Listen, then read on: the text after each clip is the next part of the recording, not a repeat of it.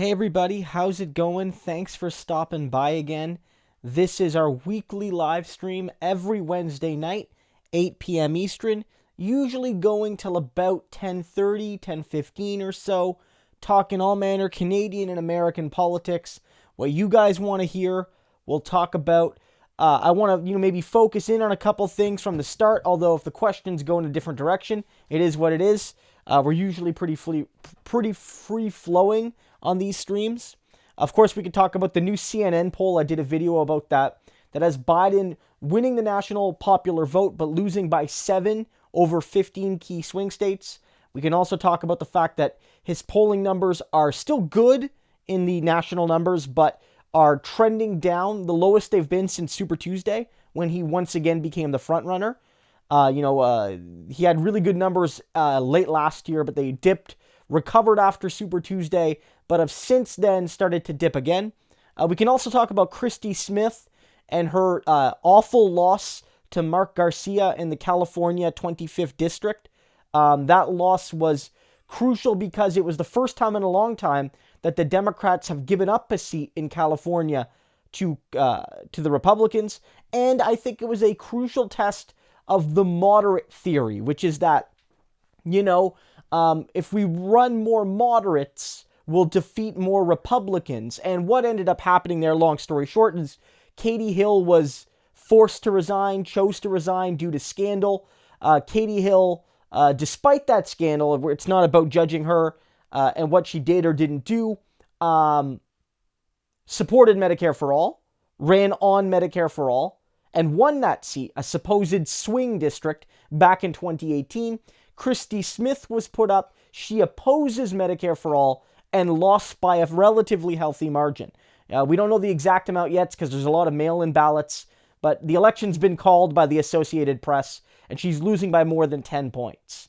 So this is a big swing to the Republicans, and it's not necessarily a guarantee that the Democrats are going to lose in November, but I think when you combine that with Biden's weak numbers, it makes me worried. It makes me worried that they actually are going to lose. A couple things. Brianna will be joining us. She was just wrapping up some work she had to do, and she'll be over in a few minutes. People saying hi, hello, Lefty Mind. Lefty Mind, I don't know if that's your actual channel, Lefty Mind, but you should certainly check it out. It is a brand new politics channel, mostly focusing in on Canadian politics, which is very important. So I encourage you to give her a follow. Go over to her channel. Check out. I believe she has 1 or 2 videos up right now. Lots more to come. You can get in on the ground floor of a new channel and watch it grow, which I know a lot of you did with my channel. So a new opportunity to do that as well. So do check them out. Couple other things. Apparently, I don't know why, I don't know how it works, the YouTube magic, but if you can click the like button, if you want to share this on Facebook, Twitter with people you might feel like the stream, that can really help drive some audience. So we'd love to see that. And yeah, John Barlick, we could certainly talk about that. Barlich, we could talk about that as well. So we'll start with John has a great super chat here. We like to read as many questions. Of course, though, we do try to give priority to people that offer support to the channel. Yes, I did hear about that. I want to get up the details here. Nebraska, I want to get her name right.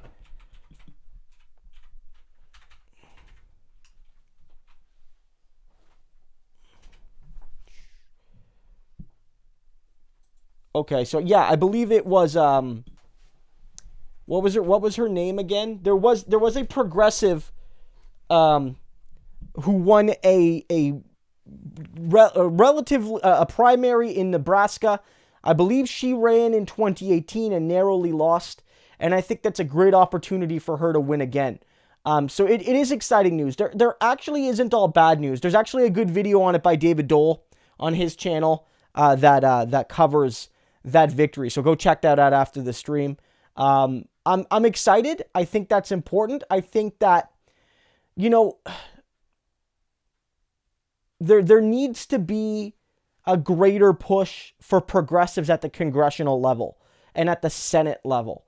And I think there's some good news there. Not every. You lost your live stream. You might have lost a live stream? Oh. Let me do a check here. I'm still good, but I'm playing an ad. Okay. Oh, did we lose people?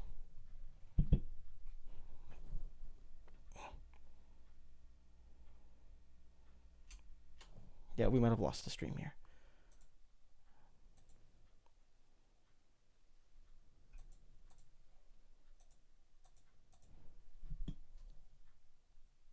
Should be.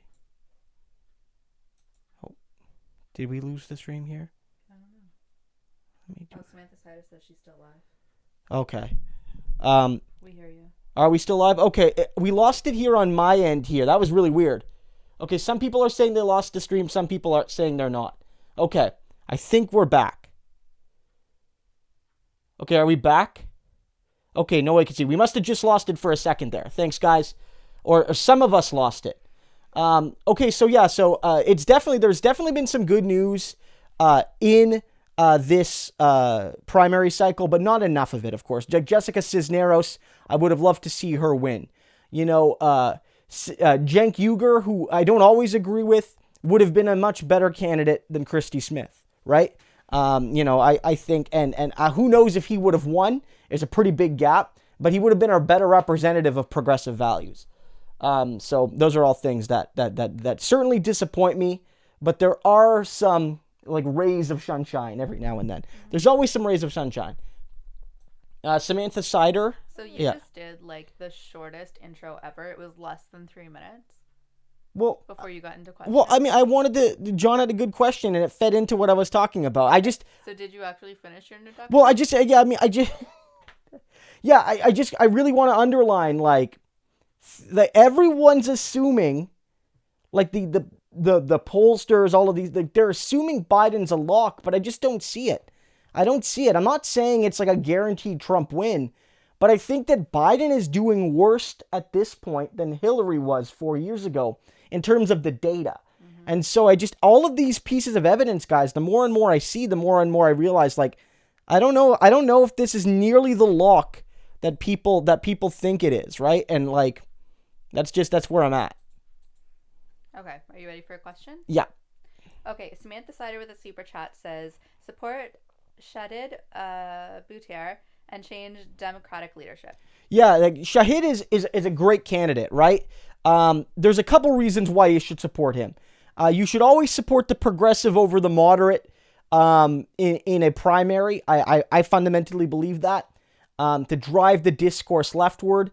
In this particular case, it's not even a primary. We talked about this in some videos and in other sources on the channel where California does the jungle primary system, where as many people from as many parties can run in the primary, and the top two are the ones that go to the November election. And so in Pelosi's district, it's her versus Shahid Buttigieg, who's another Democrat. So literally a Republican cannot win. So there's no risk for voting for Buttigieg. There's no splitting the vote or anything like that. And I think just defeating Pelosi would send a massive message to the donor wing. It would send a massive message to the House leadership. It would also, send a message to this idea that, we're not going to let true blue urban ridings that are ultra progressive be held by like corporate, like cronies, right? Like, if you believe, like, you can have a legitimate belief that, in some of the more rural red states, you need to run more moderate candidates. Not always. If we see Nebraska, you can maybe run a progressive and win. But let's say, like, in certain parts of, like, Alabama, you can't run the same kind of people you run in San Francisco or New York. Fine. Why is Nancy Pelosi, super corporate Democrat, why is she holding a district that's plus 32 blue? Like, those are the districts, if the party actually believed in like representing the values of the country, would say, hey, Nancy, why don't you run in a district that's plus 5R or plus 5 blue? And we're going to let Shahid Buttigieg run in a plus 35 area. And so he can push the discourse leftward and you can help us win moderate ridings. And the reason, and we know this, is because the Democrats don't want to win those ridings. I'm just going to reset this so we can get the viewer activity thing back up here. Isn't it possible that they want someone like Nancy Pelosi in a safe riding because she's the brass? That's part of it, I think, right? That's part of it. That's part of it. If you want your speaker to be safe, you don't want them to necessarily be at risk of losing their seat. But Nancy Pelosi used to be in a more moderate, not moderate, but a more moderate part of San Francisco, and then moved to that district like 15 years ago or so, right? So it was a deliberate move to protect the brass. Maybe, but it could also just be the fact that like they want to cram those bluest, most progressive ridings with like the most corporate Democrats. It's like Joe Crowley was a corporate Democrat who didn't represent the racial makeup of his district, and AOC replaced him. And not only was more progressive, but more representative of the people that she represents. Yeah. Okay, we have a super chat from David Molina. No question, but a super chat. So thank you so much, David. David, thank you for your support. I notice David often leaves the no question super chats. David, if you ever do have a question, feel free to ask. We very much want to hear from you. Okay, Craig Adolph says, what do you think the most centrist triangulating era has been for the NDP, and how did it compare to the Blairite Labor and the past couple decades of Democrats? Okay, well, the first thing I would say is like the NDP never went quite as third way as those parties. Like the Democrats being third way was always kind of weird to me because the Democrats were always a corporate party. The Labor Party at some times in its history has actually been a democratic socialist party. But you're right in the sense that even from the relative progressivism of like Jimmy Carter, Bill Clinton was like the neoliberal like rise within the Democratic Party. So, like, I mean, just for example, on things like the Iraq War, Democrats supported that largely. Like, Joe Biden was a huge backer, and of course, Tony Blair was as well. And the Blairite Labor Party supported that like 21st century imperialism that was a project of both the Republican and Democratic parties. The NDP didn't really, though. If we recall, the NDP was steadfastly against going to Iraq. And if you recall, the NDP didn't fully oppose engagements in Afghanistan. But you remember how they used to call Jack... we're probably going to get demonetized at some point. They called Jack Layton Taliban Jack. Do you remember that? They used to call Jack Layton Taliban Jack because he dared to suggest that, like, hey, maybe we can still have, like, discourse with these people, however awful they are. And everyone ridiculed him. Liberals, conservatives, probably even some NDPers.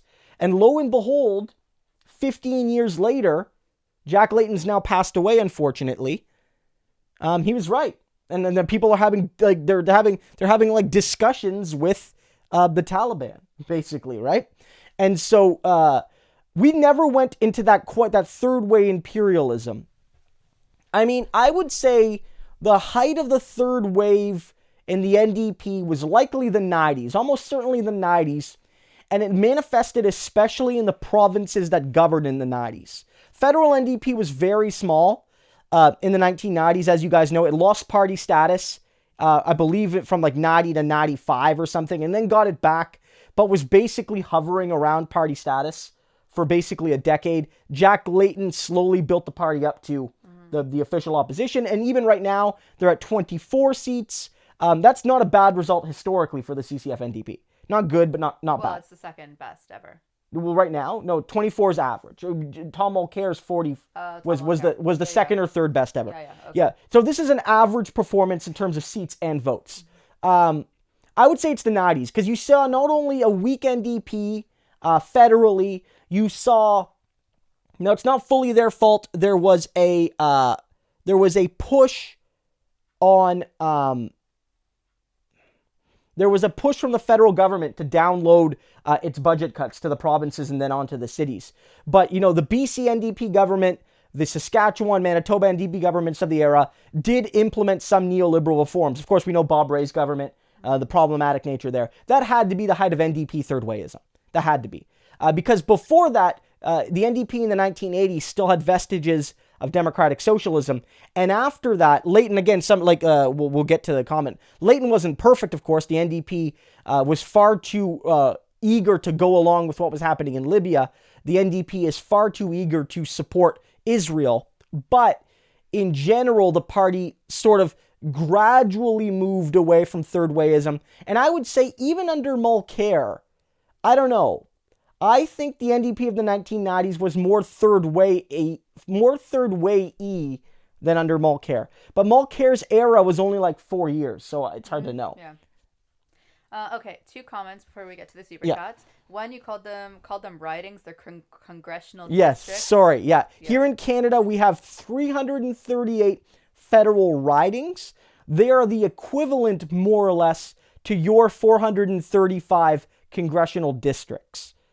But we give ours fun names. Like, Brianna and I live in Kingston and the Islands. There's Toronto Danforth, and then there's what's a really cool one? There's this really long one in BC. Somebody will put it in the comments. It's like a phrase. And like there, it's like the 25th Congressional District. They don't have names. Well, yeah, ours are geographically located. Well, there's our 2.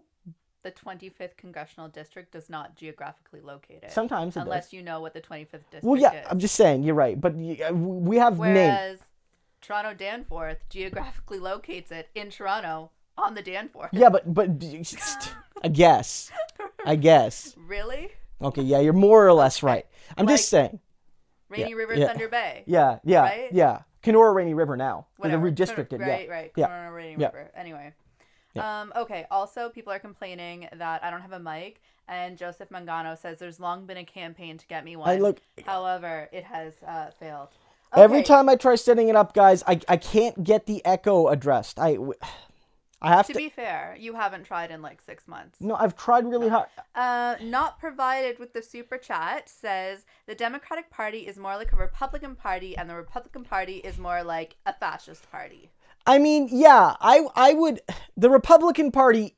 Okay. I don't throw the F word around all that often. The Republican Party is a really, really right-wing party. But it's actually, like... If you want to compare it to, like, the right-wing nationalists of Europe, it doesn't always track. Sure, there's the discrimination, the hatred of immigrants, the hatred of LGBTQ people. Like, all of that's there. But, like, if you go to Hungary, if you go to some of these countries with right-wing nationalist regimes, you have, for the race, for the right people, you have, like, mass expansions into maternity leave and things like this. You have, like, women can get, like, way longer maternity leaves. I wasn't listening to you. Like, the reality in some of these countries is that they are, you have to, like, hardcore discriminatory neoliberalism is not fascism. It's not. There are elements that are similar, but the Donald Trump's regime is within the realm of American political history. This is a country where people owned people, and it was not a fascist country. Fascism is a specific political formation which does not exist anywhere in the New World. Even like South American capitalist imperialism is different from the fascism of Franco, Salazar, Mussolini, Hitler. It's different. Oberon and those sorts of people are more fascist than the Republican Party. But I would agree with you that in general, most of the Democrats would be conservatives in much of Canada, although not on every issue and not all of them. You know, so like Pete Buttigieg is definitely a conservative, right? Is definitely a conservative on many issues. He doesn't he doesn't support Medicare for all. The only party in there's even the conservatives in Canada support single payer healthcare. At least they have to say that they do because they know it's politically bad for them to say anything else. But of course, on certain social issues, he might be to the left of the conservatives. Yeah. Okay. Next super chat, neocon. Oh, I can't say this. Neocon incarceration. Insoctrination. Neocon insoctrination With the super chat says, ironically, Jack's NDP surrendered on Libya. Yeah, I mean, look, that was a bad decision by the NDP. And I think, honestly, it's not that decision happened so fast, and no one said anything about it, frankly, including myself. And it just, I don't even know. Like, I think back to the Libya moment and how everyone was just like, yeah, we're doing Libya. Mm-hmm. And, like, I don't know. I mean, it was majority government. So, like, what could we do? But, like, no, the Canadian progressives in general didn't put up nearly the fight we did when, like, there was the debate, should Canada go to Iraq? And that was a huge national, like... I don't even remember the debate on Libya. Yeah, well, exactly. It was very quick. Yeah. It was very quick. And that's not an excuse. That's just like it's just what happened. Yeah, it's just what happened. And then, of course, like, that was a bad decision. Gaddafi wasn't necessarily the best guy, but neither was, I think, anything that would have replaced him be better than him. And we saw that. Like, literal, people selling markets are back in Libya for the first time in centuries because of the end of the Gaddafi regime. I just think it probably goes to show that intervention in, like, foreign government should really be considered much more distinctly before making any sort of decision. Yeah, I totally agree. Right? Yeah. Okay, not provided with another super chat says, just call them neo-fascists then. Yeah, I mean, I still, like, I don't know if... It's dangerous to apply the term fascist to people who may not actually fit the term because it waters down what that actually means. People can be very, very bad, but not necessarily be fascist. Yeah, and it's that, and it's like, it's not even, there's that, yes, certainly, but even beyond that, it's like, don't think it fits the ideological definition. I don't. I just don't think it fits that definition. I haven't, like... There are elements of the Trump supporting base that are. Some of Trump's rhetoric is. But the general movement of the Trump regime hasn't been. It's been standard tax cuts for the rich, regular, like, good old homophobia that you saw under other leaders. Right? Like, this is a country where there are more rights for LGBTQ people now than there were under Barack Obama's early years. Right? Like, it's not good enough, but they're there. I mean, it's not there yet. It's not there yet.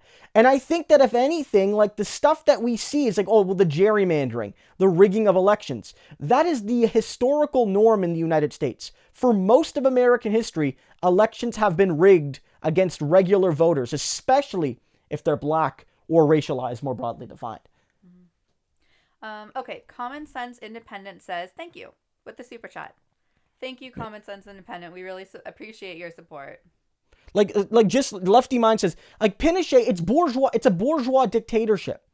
It's a bourgeois dictatorship. It wasn't founded on this idea of the Chilean race and this glorious Chilean race tradition, like, rooted in that sort of Italiano, Spanish, like, Germanic, Teutonic legacy. Pinochet didn't have that, really.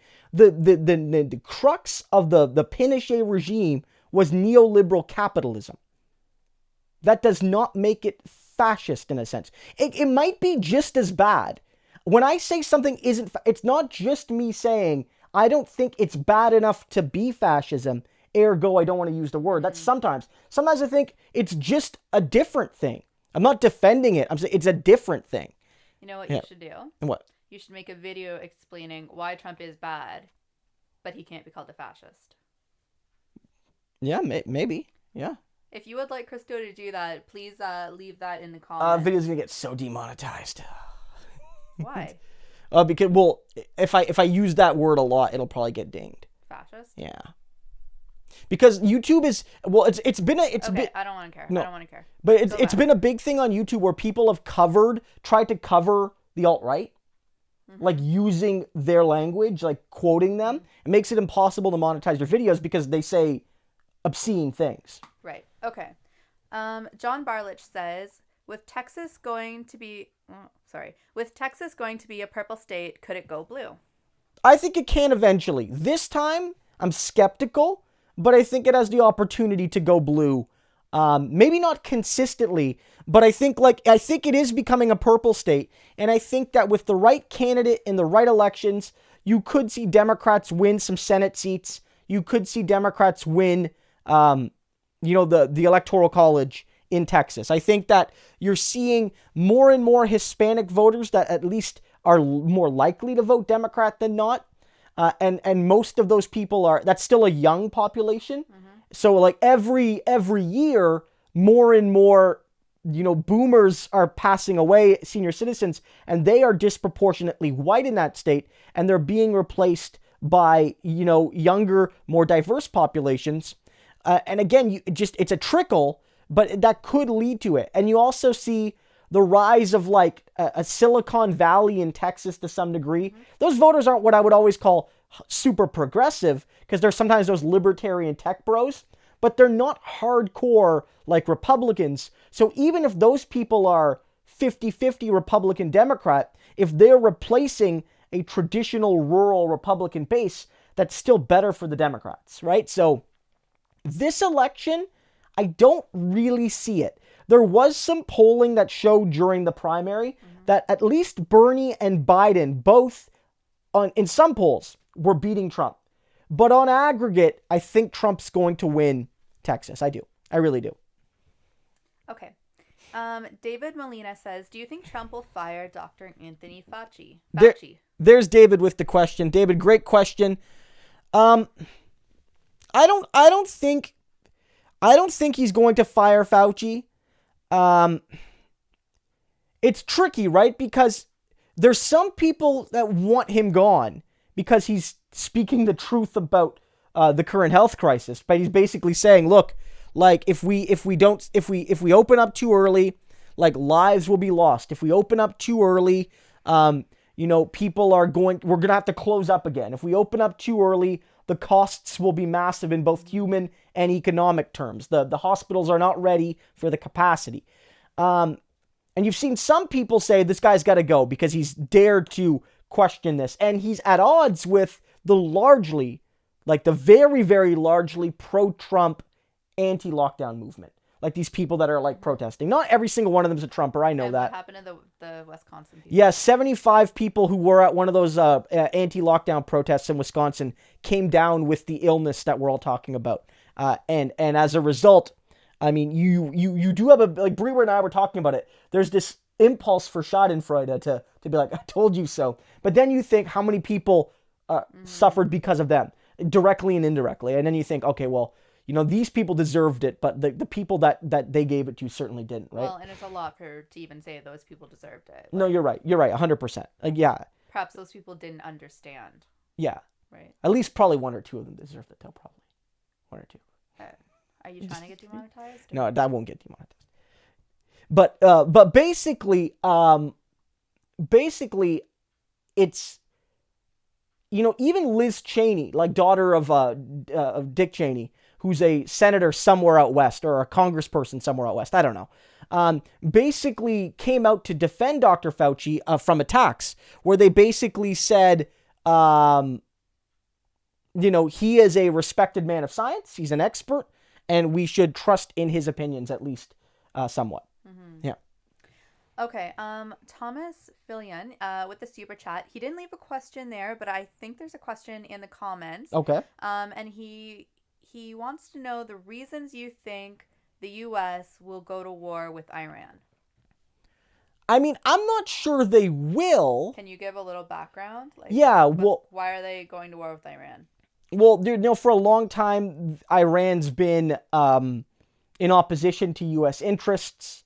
Iran has generally been less than friendly with Saudi Arabia and Israel, who are two of the United States' key allies in the region. So, the enemy of my enemy is my friend. There's the historic nature there where there was a democratically elected, maybe not socialist, but certainly left-leaning government that nationalized oil, and it was replaced by an American-backed coup, and then there was the counter-coup, which launched the Islamic Revolution. But nothing's happened recently? Well, and then there was the whole, Donald Trump with Qasem Soleimani, all of that. And then, of course, there was the nuclear deal. My view is that, like, if there was a war, it would be based on those traditional geopolitical interests and the sense that the politician doing it could benefit from it politically. Economics, there might be economic value there with questions around oil, although oil is, at least right now, functionally worthless. So I don't know if that would be the real reason.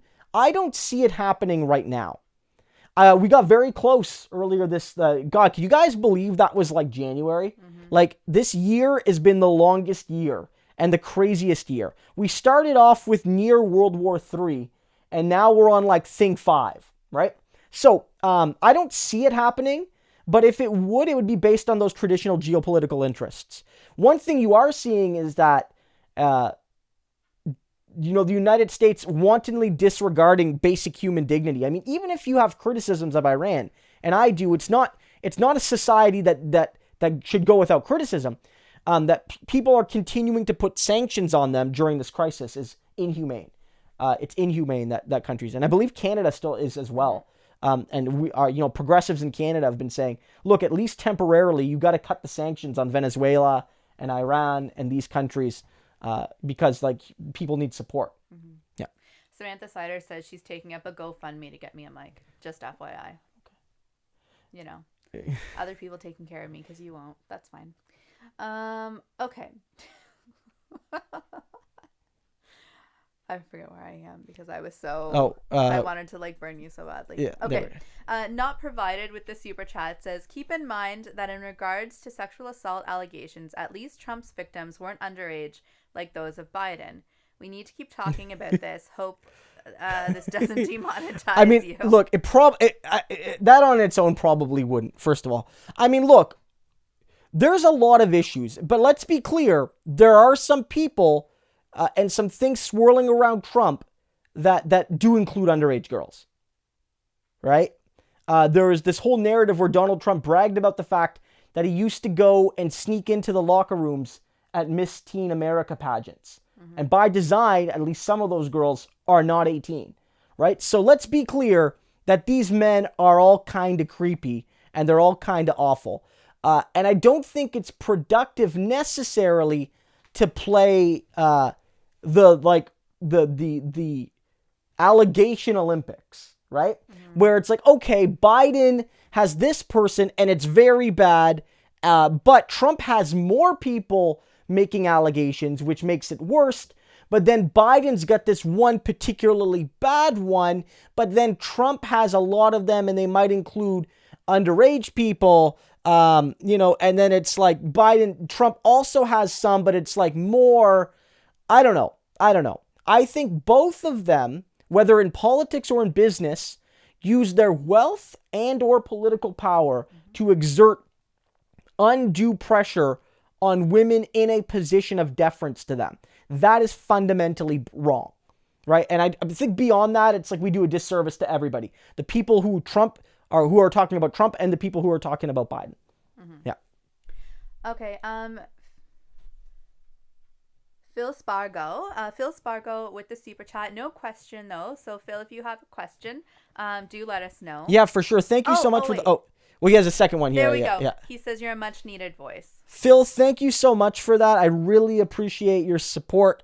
And I hope that you guys enjoy the content, as we go forward to the election. I know a lot of people, are looking for voices that are maybe different from what you get in the mainstream media. We try to provide that here.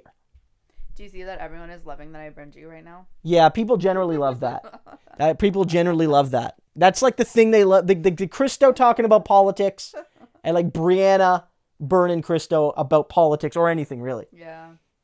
There's a question about Bill Blair. Is he going to get impeached? I can't find who asked it. Bill Blair, the Canadian MP or Barr? Barr. Bill Barr. Oh, okay, Bill Barr, yeah. Sorry, Thomas Fillion says, channel member, says, sorry. Thank you.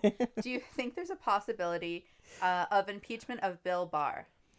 I mean, in the short term, no, because everything's election focused right now, right? Like, honestly, nothing with impeachments of anyone, I think, is going to get done until the election. Now, if there's a second term for Donald Trump and Barr is still involved and there's a lot of talk there, then maybe you'll see a move to do that. Although there's a chance that if the Republicans regain control of the House, don't necessarily see that. But if it does happen, then you are looking at a scenario where it's not likely to happen.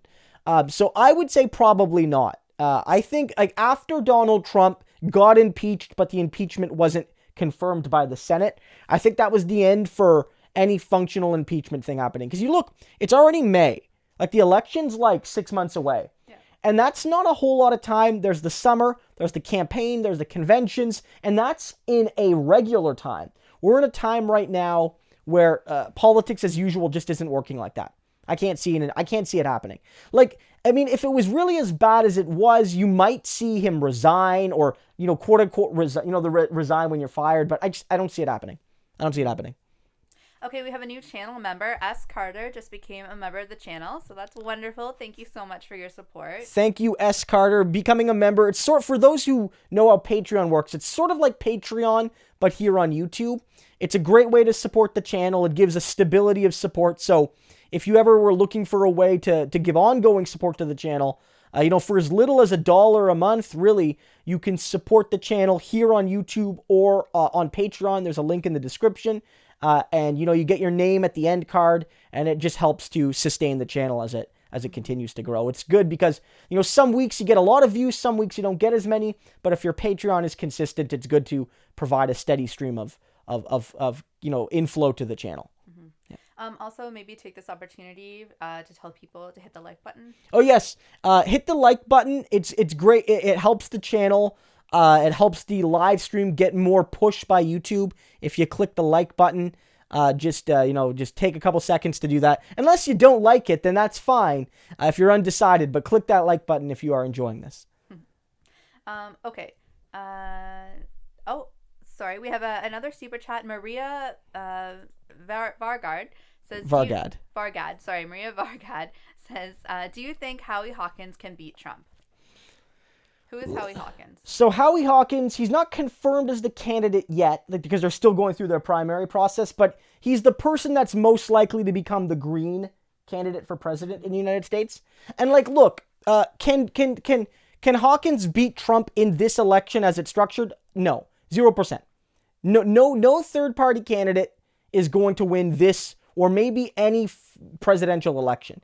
Even really strong third-party candidates like Eugene Debs back in the, Ross Perot, the best you could hope for is getting 15-20%. And that would be an amazing accomplishment.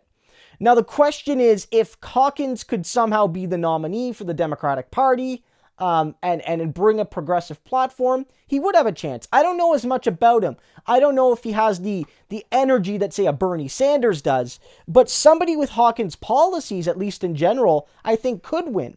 I do think he could win. But the unfortunate as it is right now, is just you have to be running under one of the two main parties to win a presidential election.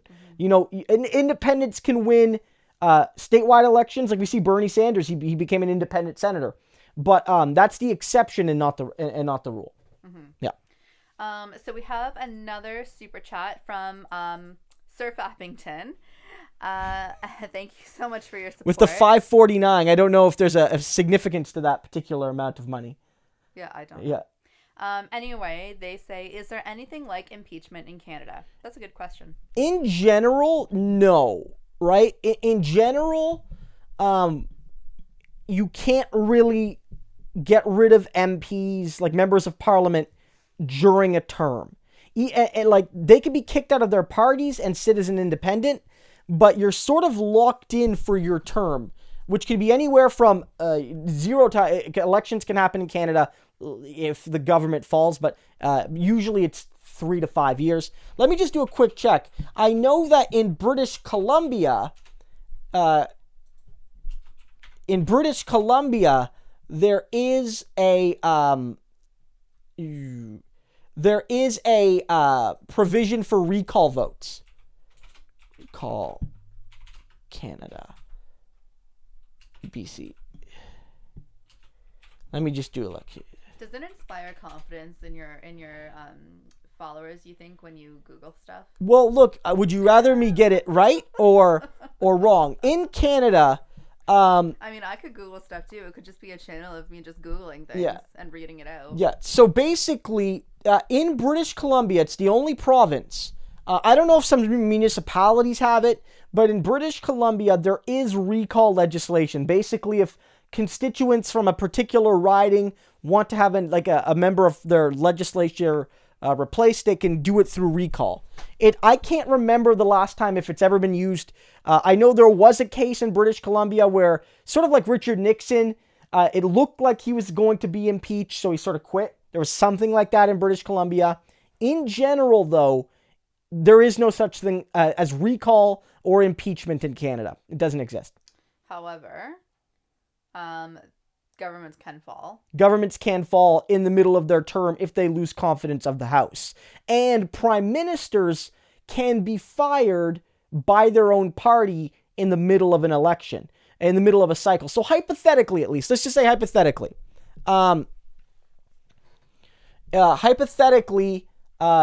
Justin Trudeau had a majority government from 2015 to 2019. And his party had had 170 some seats, and you only needed 170, you only needed 170 to control the House of Commons, so outright majority. Hypothetically, and this happens in Australia actually much more, it doesn't really happen in Canada as much. His party could get together and say, we no longer want you as leader, we're going to throw you out, and we can pick someone new. It doesn't happen in Canada as much, because they feel like that violates the will of the party memberships, the actual rank and file of the party, because they select the leader. But hypothetically, that could happen. But in terms of a formal impeachment, it doesn't exist. Doesn't exist. Okay, so from Buddy Neeler, they have a super chat. They say, what do you think of Nick Brana and the Movement for People party? You know, buddy, I'm going to be honest. I haven't really heard of Nick Brana and the Movement for People's Party. I haven't heard it. I have to look more into it. I know I want to give you a good answer, but I haven't heard about it.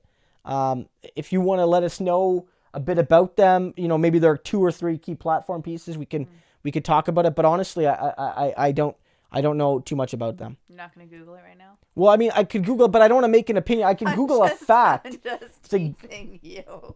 Okay. I'm being really hard on you tonight. That's okay. Maybe you made me mad today. Who knows? Peggy Russell became a new channel member. That's wonderful. Peggy, thank you so much for your support of the channel. Very much appreciate it. Peggy's a longtime viewer of the channel as well. Yeah, thank you so much, Peggy. John Barlich says, was there ever a Watergate thing for Canada?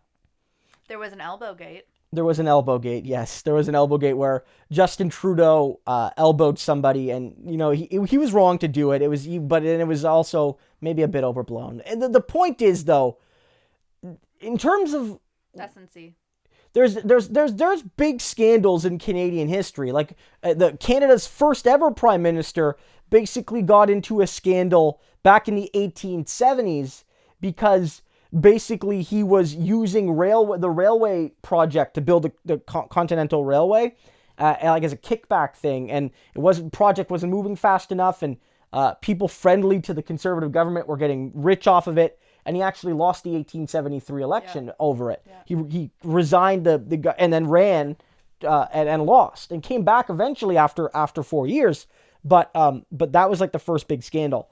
In terms of something so big like a Watergate where a prime minister had to resign in disgrace or would have been forced out if he didn't, I can't think of anything like Watergate. I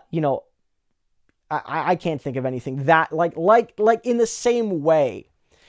There was when the government lost confidence in the 1986 and Kim Campbell.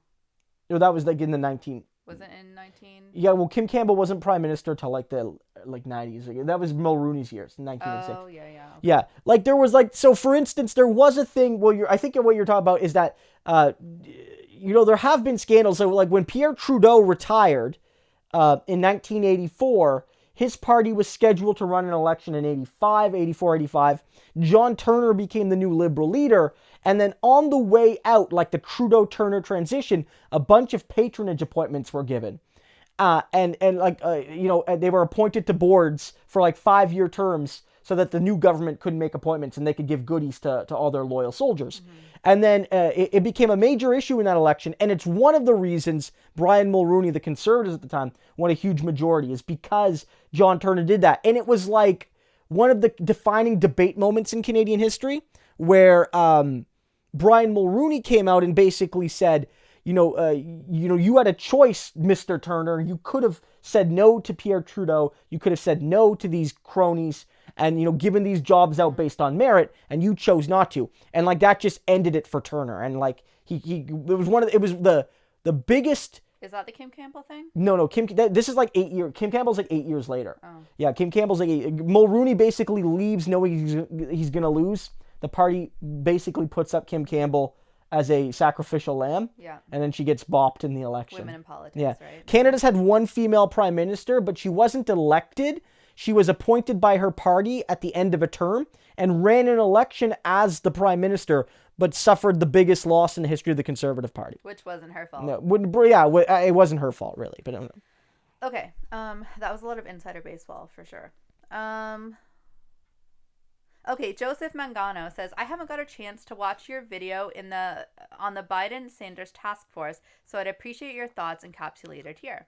Joseph, thanks so much for the support. Yeah, I'd love to. So yeah, be sure to check out that video when you have a moment. But if I could just speak briefly, earlier today, Bernie and Biden announced a series of task forces on various important issues like climate change, immigration, economy, and there's a couple other ones. There's a couple other, like criminal justice reform, things like that. And there's some good people from the Bernie movement on that list, like Pramila Jayapal's on healthcare, Alexandria Ocasio-Cortez, AOC, is on climate justice and climate change, policy. But like my concern all along is that like I don't see these committees actually doing a whole lot, right? I don't see that. I don't see it doing a whole lot. And my worry is that they're just there to give a rubber stamp to Biden. And I know that's not the intent of AOC and all of these people. Like they have forget her name right now, but one of the leaders of the Sunrise Movement is on one of those committees. So like it's not Bernie's putting in like real activists. The head of the flight attendants union is on one of the committees as well.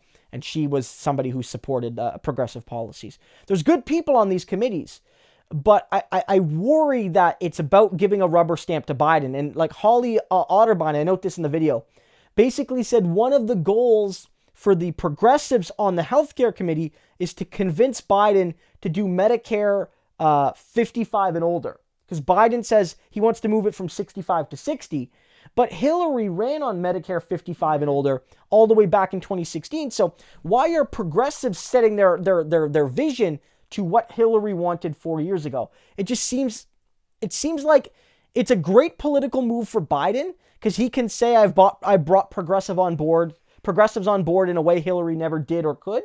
But I don't know if it's going to deliver a whole lot. Then again, Biden did muse today, actually, that he feels there should be rent cancellation.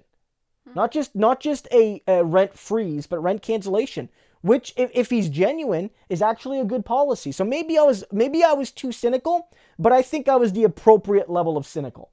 There's good people on that committee. When would you admit to not being an appropriate I don't level know. of cynical? It's been 10 years. Yeah. You've never Yeah. Okay. Buddy Neeler says, with another super chat, Nick was Bernie's guy in 2016. Okay, yeah, I mean, if somebody was a Bernie Sanders person, the odds are that I have a lot of agreement with them, although maybe not on all issues, and maybe the person has different reasons for supporting Bernie than I did. I'll look into him, but I don't know. I don't know much about that. And my view is that in general, at the presidential level, like there's only two viable parties right now. And I think that like if the Green Party wants to grow, they have to focus on winning mayoralities and they have to focus on winning school board elections, and they have to focus on winning congressional elections and things like that. I think that has to be a focus. You're not going to see a Green Party person become president just straight off the go, right? Like, I don't see it. Yeah. Common Sense Independent joined the channel, so thank you very much for becoming a channel member. Thank you so much for the support, Common Sense Independent. Thank you for the ongoing support to the channel. I very much appreciate it. Okay. What does it say again? Indoctrination. I think, let us know if we're saying that right, Neocon. Because it's like Neocon indoctrination. Yeah. It's like a joke. It's a play on words that neither of us get. We're sorry. Yeah, I'm too dumb. Okay, Neocon Insocrination with another super chat says, Francois Legault. I know, I just can't read it. Francois Legault has a 96 approval rating here. Sad face. Neocon, let me know what data you're using, because I actually saw a poll about this. Let me try to pull it up here. A couple days ago that shows that Legault was amongst the most popular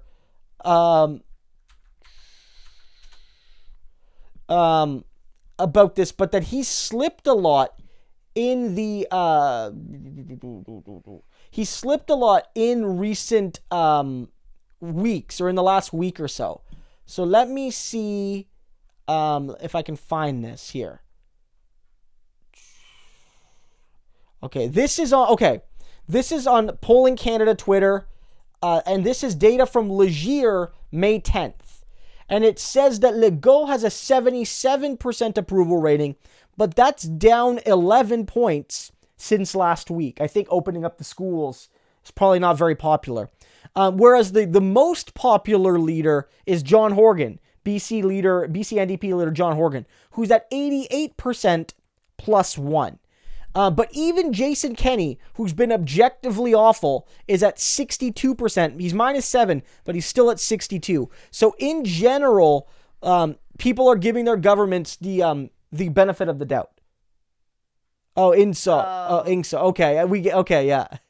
It's because we're not literaries. Yeah. Sorry about that. What is it called? Literati? Literati? No. Yeah, literati. Is it literati? Yeah. Yeah. Okay. The super chat to let us know. We're gonna have to Google that later. So in general, and thank you for the second super chat there. It's like John Barlage when Bree kept getting his name wrong. He was like, well, I'm just saying, and then he gave a super chat to correct it. Okay, but no, all the provincial leaders, whether they've been doing a good job or a bad job, have high approval. But no one's got an approval, I think, quite so high as 97. That's getting 97% of Canadians to agree on anything would be almost impossible.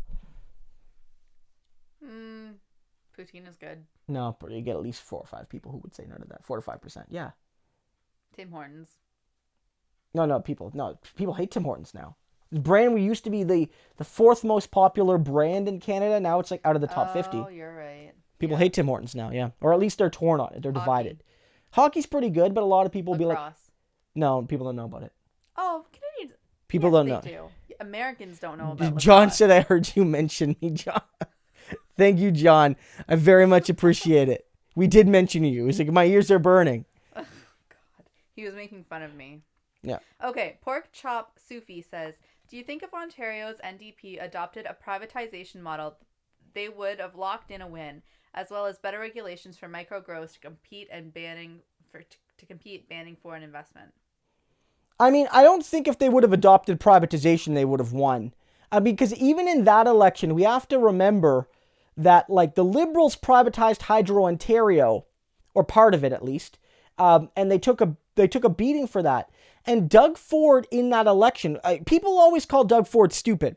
Doug Ford is uncultured, but he's actually very shrewd. And I've noted this when you go back to some of my videos on Doug Ford, where I said, the thing about Doug Ford is that he saw what happened to the Ontario PCs in 2014 under Tim Hudak.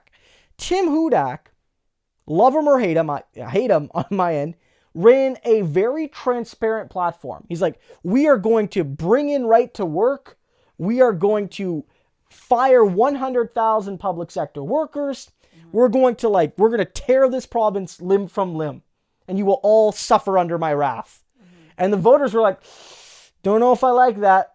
Don't know if I like that at all. And he lost that election. He lost that election quite handily. The NDP largely stayed status quo in that election. We got the same amount of seats with 1% more of the vote. But it's just like all the moderate voters went from conservative to liberal. They swam over. And so in 2018, what happened was Doug Ford actually didn't run on a right-wing platform, at least not economically. Because he didn't actually have a platform. No, but he didn't. But when he did tell us, he lied. He's like, I'm not going to fire one single worker. I'm going to preserve the basic income pilot. I'm going to hire more teachers and nurses when the time comes. Like, I'm going to fix the budget, and then I'm going to hire more teachers and nurses. So he's like, I'm not going to lay off a single nurse and teacher, and then I'm going to hire more. Right? So Doug Ford didn't run on private. He said, I'm going to build more hospitals. I'm going to bring more hospital beds and public hospitals. He didn't say I'm going to build private hospitals. So the reason the NDP lost, there's a few reasons. One, the Liberals in the last couple of weeks attacked us a lot. They would rather us lose than the Conservatives because they feared that if the NDP won, the public might actually like what we do. And two, the Liberal elites would much rather have Doug Ford than Andrea Horwath because Andrea would challenge them and their privilege more directly. Another reason the NDP lost is that, frankly, the NDP doesn't have a good suburban strategy. And I don't know if privatization would have done that, right? Or any specific policy. The NDP's vote was inefficient. That even if the NDP beat the Conservatives by 1 or 2 points, they likely lose the election. Because the NDP was doing very well in downtown Toronto. They were doing very well in Hamilton. They were doing very well in most of the north, university towns. They were doing very well in here in Kingston. We won by more than 10 points. But we weren't winning suburban ridings. No, we never do. And one criticism I had of Andrea Horwath's effort, and this is something Ford did well. It was BS, but he did it well. Was saying to people, look, you don't like me, but I got a bunch of experienced people ready to help me govern. I know I'm new to this, but I got a team. And he could point to Christine Elliott and Carolyn McKenna and all of these people. Right? Catherine McKenna, whatever. And make that position, right? Right? And say... Are you still talking about Ford? Yeah. And how he brought everyone over from BC who ruined that province? Yeah, well, yeah, but the point was, he was able to say, I have a team. And Andrea didn't do enough to highlight her team. Didn't do enough to highlight the good people that she had behind her. And that was one of her flaws. I think she ran a good campaign.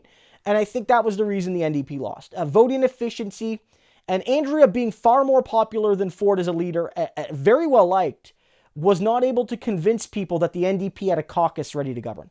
I don't think that's fair because the party did, but voters weren't convinced. Mm-hmm. Yeah. Okay. Not provided with the super chat says, I think you are misunderstanding the role of Trump. Trump exposes the system for all to see. Biden is the same with a mask on. I encourage, in a somewhat humorous way, for the left to rally around Trump. He is also funnier. You know, that is one thing about Trump when he's not being a giant, terrible person. No. His comedic timing is on. Trump is legitimately funny, at least some of the time. He's legitimately, John Oliver, before Trump was president, he's Trump is funny to me. He's funny in a way. He's funny to a part of me that I hate, but he's funny. I remember when he was well, he does. He has good comedy. He's been on TV. The man, he's a performer. He basically, one time he was remember when he was I don't know much about models. They're talking about the models about the current health crisis. He's I know about other models, but not those kind of models, right? Yeah, and I was look, man, it's kind of skeevy. It's a little bit of a chauvinistic joke, but I also was that's pretty funny. He also married models. No, for sure. So my view is, look, I agree with you that Trump is not the disease. He is the symptom. Mm-hmm. He is the symptom of a broken American system. I think him and Biden are more similar than they are dissimilar, but there are some differences, right? There are some differences. It's never really fair to say Trump and Biden are identical. It's sometimes on the left we get into that argument, and I've done that probably sometimes, yeah. But like we have to be clear. My general point is these people are more alike. That Biden is more like Trump than he is like Bernie. Here in Canada, I say there are differences between Justin Trudeau and Andrew Scheer, but those differences are smaller than the differences between Justin Trudeau and Jagmeet Singh. That's my argument. Like, there would be some things better under a Biden presidency. There would be. But it's not, he's not fundamentally different than Donald Trump. And so I don't think people should rally around Trump. I've said to people for the most part on this channel, I will never tell you to vote for Joe Biden. I will never make a vote blue no matter who argument. But I'll never suggest that it's a good idea to vote for Trump before you vote for Biden. If you're going to vote for one of the two main parties, vote for Biden. If you want to vote third party, though, or not vote at all for president or whatever, good on you, because I don't know if I would vote for Biden either. But I would never, ever, ever, ever, ever consider voting for any Republican ever. That's my view. They are at least a little bit worse than the Democrats on 95 to 99% of issues. That's not me making a vote blue no matter who argument. That's just the reality, right? Mm-hmm. But I think like his point is that Trump has just taken off the mask, whereas Biden still has. And that's a great point. And again, a lot of people, and this is another great point by Not Provided, which is that once we get rid of Trump, everything's gonna be fine. As if like the Republicans and right-wing Democrats weren't awful before Trump and won't be after. I agree with you there. Trump is the symptom of like a racist neoliberal capitalism. Mm-hmm. Yeah. And he's not, he didn't create the problem. He emerged because of those problems. Well, he exploited. Yeah, and yeah, exactly. That's a great way to put it. He exploited those divisions. Yes. Yeah. Okay. Maria Vargard says, "Do you know about the Zapatista movement in Mexico? And if you know what it is, what do you think of it?" I think we knew someone in grad school who was either part of or studied. Yeah, I think we knew some people who studied it. I mean, I know a little bit about the Zapatistas, and I know that they fight for self-determination. It's related to indigenous rights movements. I'm not a huge expert on them, and I'm not a real strong expert on the Mexican Federation. I'm not. So I don't want to make too many distinct comments, but from what I've heard, a lot of people who I'm friends with, who I have a lot of, commonalities with, have generally said supportive things of the Zapatistas. And, their strategies might not be directly transferable to Canada or to the United States, although maybe they are in some contexts. But I know that they've done a lot of good for the people in their region of Mexico. And I know that it's been related to the decolonial and anti-imperial project in Mexico, which, it's not, anti-indigenous imperialism is not just a thing in Canada and the United States. It also infects a lot of South and Central American countries. Mm-hmm. Okay, I'm going to read this last one, and then I'm going to bed. Okay. Common Sense Independent says, Trump is not funny after 3 years, just disgusting. Well, look, to be clear, when I say Trump is I don't mean that like I find him lighthearted and breezy and I want to just sit around and have a beer with him. I just think objectively the man can be funny sometimes. Sometimes it's in a I'm laughing at you kind of way, but then there are other times where like the jokes he tells are funny. His behavior is certainly not funny. Yeah. The things that he's done to the country is not funny, but he does have comedic timing. Yeah. And that's like, you saw it during the primaries especially. You see it every now and then. Like, it is what it is. And he certainly has it in a way like Clinton and Biden don't. Bernie's got a bit of comedic timing too. Like, Bernie can be a pretty funny guy. Okay, put your comments all the way up to the top. Well, I'm doing a thing where I follow along more now. So all the people who... Well, we try to get to questions, but what I do is I kind of look, but then I don't want to just be like 20 minutes behind. So in the last couple streams, I've been following along with the chat. So unless I read their question, like, it just doesn't get read? Well, sometimes, but it's just... what used to happen is I would read a question and realize it was asked 20, 30 minutes ago. Yeah. So I'm doing my best to like balance What's wrong with that? Because those people might not be here anymore. The people might want to hear what's going on in the bottom. I try to balance it now. It's your show. Yeah. Okay. I love you. Do you want water? Yes, please. Where's your cup? It is. I don't know. It's over there somewhere. John says, depart. Bye, Brianna. Love the way. By the way, I like it when you're on the stream. Aw, thank you. John, Brianna was a huge fan of that comment. She loved it.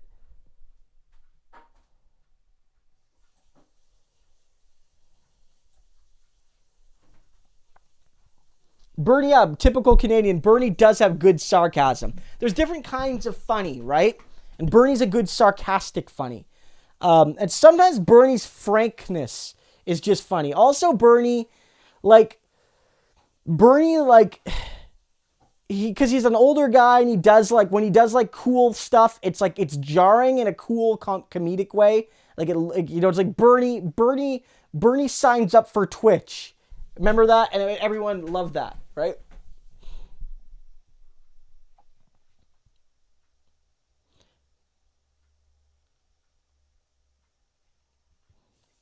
Yeah, people are saying Trump, his humor is a bit toilet humor. It's very juvenile. I agree. Trump is an entertainer, right? I mean, the man was a business, but he was what's he known for?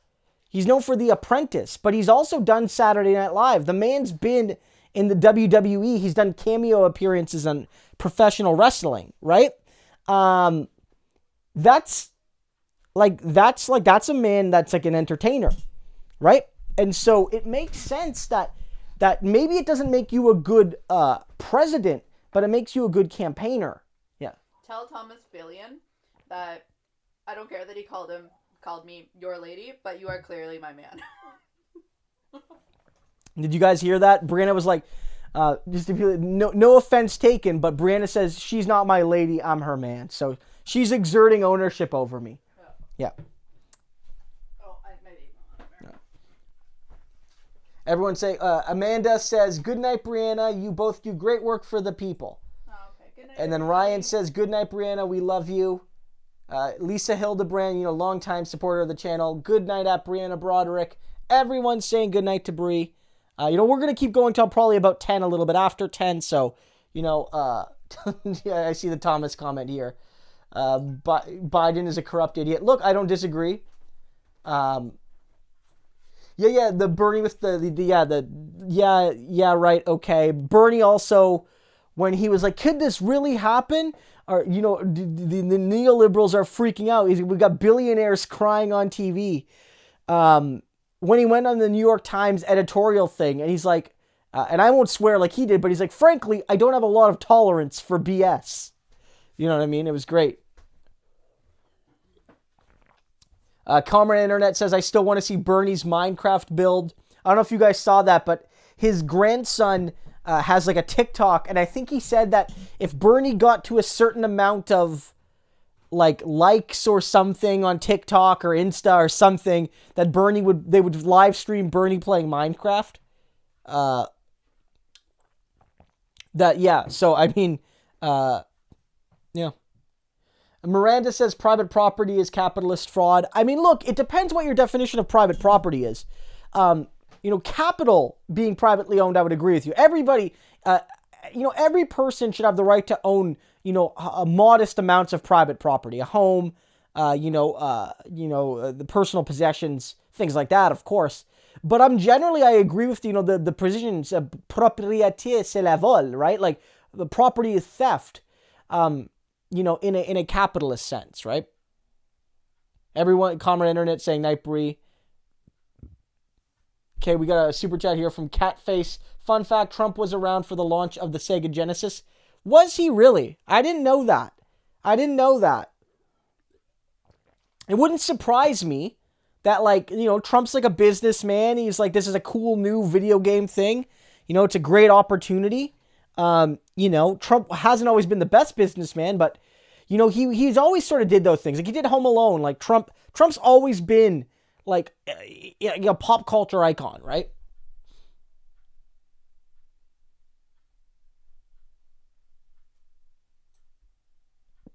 Comrade Internet noting that African American, a black EMT person was killed by the police yesterday, or recently. The name was is it Breonna Taylor? I don't know if I'm saying that right, Comrade Internet.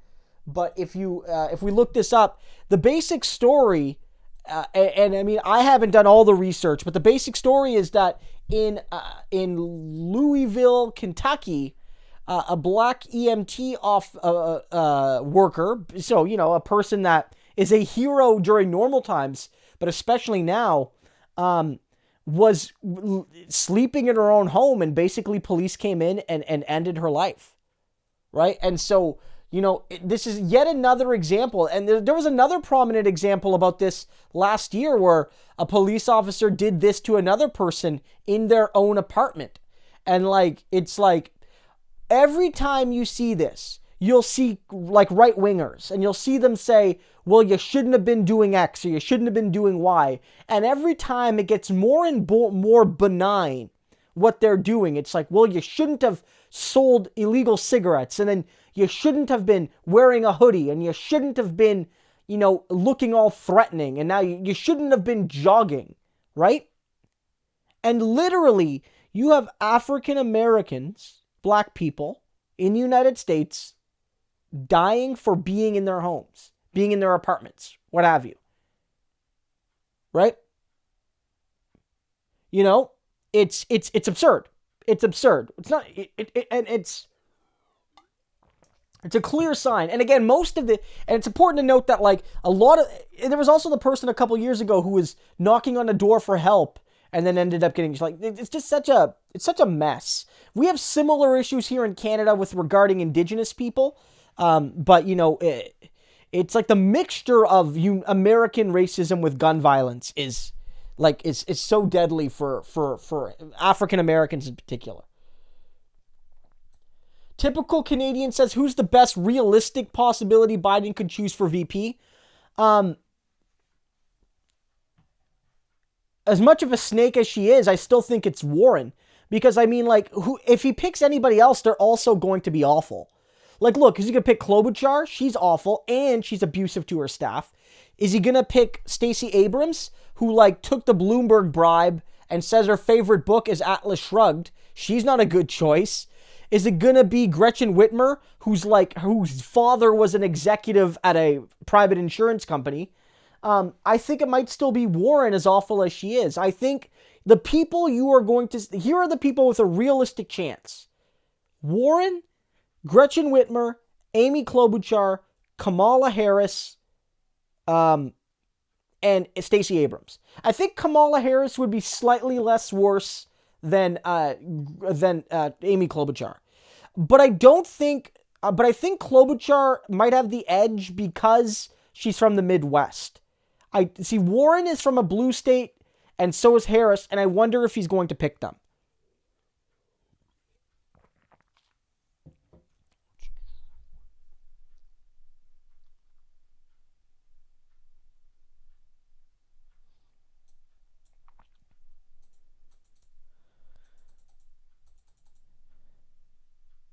Lefty Mind says, thank you for the shout out at the start. Lefty Mind, don't worry about it, and thank you for the support. Again, if you want to watch a brand new channel that's talking about Canadian politics here on YouTube, be sure to check out Lefty Mind.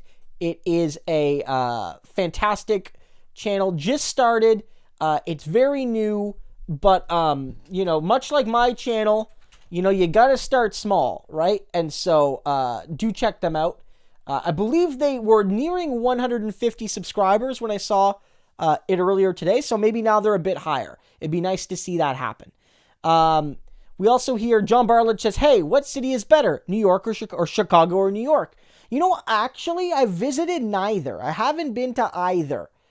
I don't know. I know that I'm a Greek Canadian, and I know there are a lot of Greek Americans that live in Chicago, so maybe that's the option. Although I've looked at Chicago-style pizza, and I have to be honest, it doesn't look very yummy to me. So I'm not sure. I'm not sure which one is better. I would like to visit both. And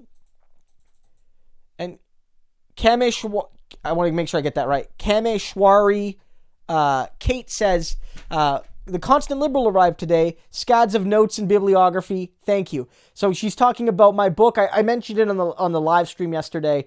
It's a book I published that was basically the book version of my dissertation. And so, Kate, I hope you enjoy the read. and you maybe enjoy reading the notes as well. There's good things tucked away in them sometimes. Like any good academic book, a significant part of it is the bibliography at the end.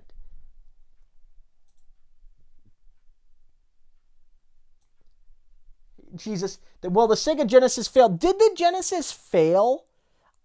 Like it didn't fail in the way like Sega CD or the Sega Dreamcast did, right? Like the Genesis wasn't as successful as the Super Nintendo, but I thought it was at least okay. Like I thought it did okay. Maybe I'm wrong. Samantha says, Christo, have you checked out The Last Dance? MJ and the 90s Bulls were gods on earth in Chicago, here in Chicago. I have been watching it. I'm not caught up all the way, but I have been watching it. And it is very cool to see because, I was born in 87, so I wasn't obviously around when Michael Jordan broke into the NBA and like he was rising up. And, I didn't watch a lot of basketball as a kid. Because, I didn't really start watching, like, the Raptors until the early 2000s. And I mostly watched baseball and hockey and soccer, right? So it is very cool to see how good they were and to watch the dynamics. And I didn't know the story about Scottie Pippen, actually. I didn't know. Like, I knew that there was always tension because he was second fiddle to Michael Jordan. But I didn't know he was so underpaid. I didn't realize that like he signed a deal at the bad time. That can happen in sports because if you sign a long-term contract, the benefit is if you start to decline or if you get hurt, you have guaranteed money. But the bad thing can be if player salaries rise sharply, if the league starts all of a sudden getting more popular, more and more people are watching, then the guys that are signing new deals, even if they're worse than you, are going to get more money. And Scottie Pippen got locked into a really bad deal. And I didn't know that story. Like, I didn't know that. So that was really cool for me. John says, hey, well, as a fellow Chicagoan, the pizza is good and you're what Trump calls a loser, but besides that, you're good. Thank you so much, John. I really appreciate that. I do honestly, I want to visit Chicago. For those who don't know, it was filmed in Toronto, I believe, but Big Fat Greek Wedding, which is actually accurate in a lot of ways, was set in Chicago. Because again, when Greek people immigrated around the world, they went to all sorts of places, but they picked like certain cities. And so there's a lot of Greeks in Toronto, in Chicago, in Melbourne, Australia. And so there are certain cities, and so those are two cities where there's a lot of Greek people.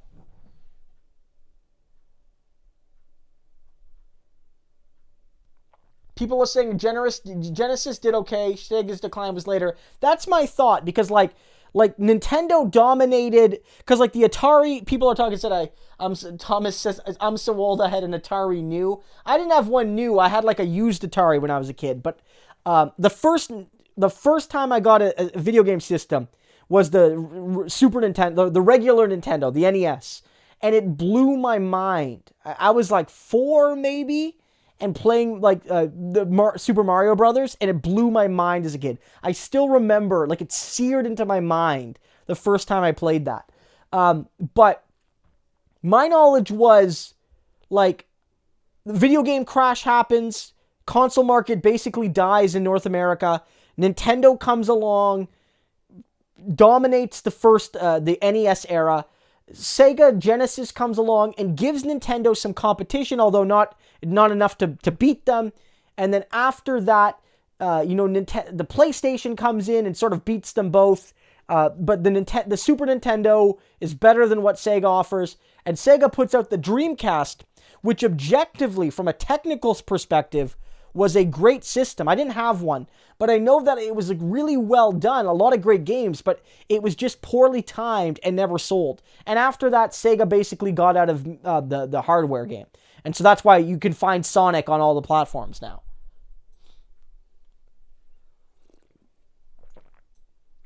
Typical Canadian saying, Lance from the Surfs interviewed Marianne Williamson. I thought she was a nice lady. Yeah, she does seem very nice, eh? That's a good score for Lance and the Surfs. I think that Marianne Williamson is certainly very nice. I didn't agree with her in all positions. I think, for instance, she wasn't like firmly Medicare for all like Bernie was, but she endorsed Bernie. She was generally a good progressive. She seems like she's a nice person. She grew on me over the cycle. I never disliked her, but I thought like, oh, maybe she was like a joke candidate. But then like she actually showed me that at least on some issues she's very serious, and it was good to see.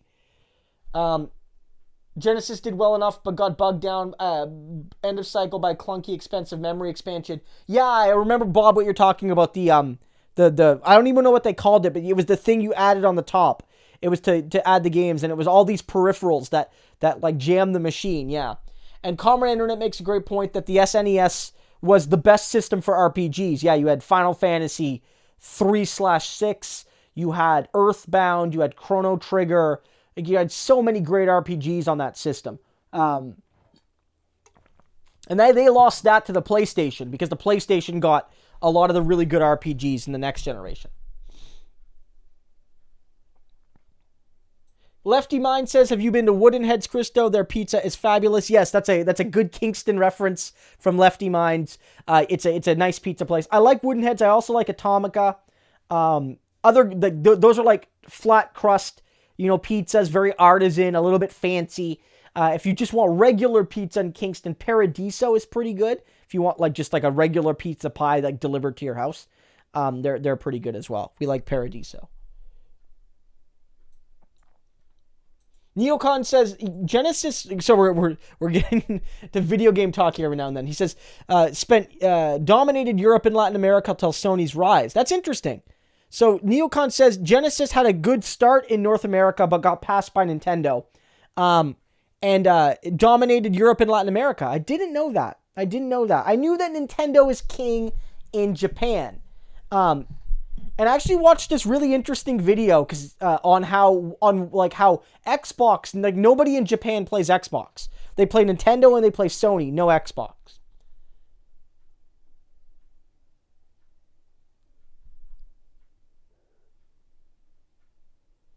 I believe Big Fat Greek Wedding was filmed in Toronto. Yes, a lot of movies that are aimed in America are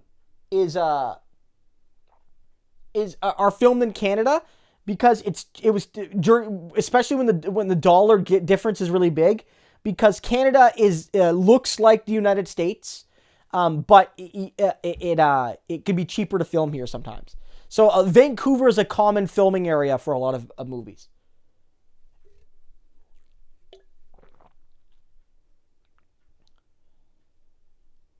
Yeah, and some people are noting the Sega. I know that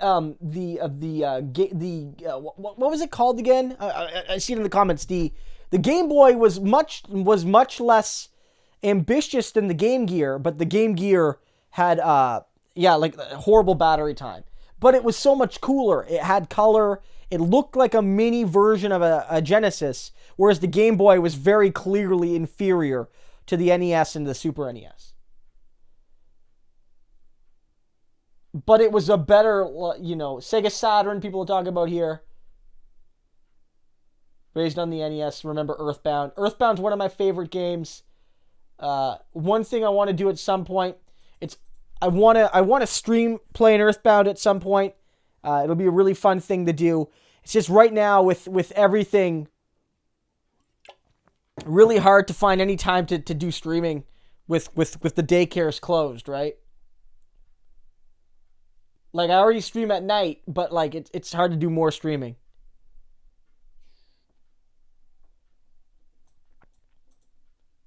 Amanda says Mother 3 Earthbound or Mother 1/Earthbound Beginnings. I like Earthbound the most, although Mother 3 is very good and it's close. I've played a little bit of Earthbound Zeros, but frankly, it's very dated, and I don't have the patience to complete that. It's very, very old. Like, Generation 1 RPGs are very rough. It's not like going back and playing a NES Mario game, which are still very polished.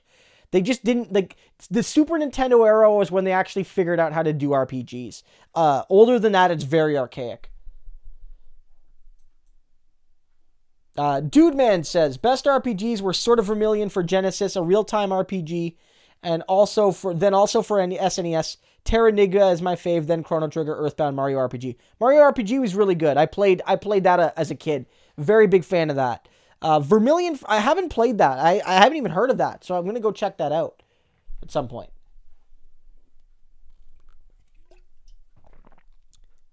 No, Mario's like, has he finished talking about politics? No, we haven't finished talking about politics. We got sidetracked. When people want to bring things up, we could certainly talk about other things. But no, in general though, I do want to do more streaming at some point. It's just right now it's very difficult to find time in the schedule to do streaming. And I might do it here on YouTube or on Twitch, but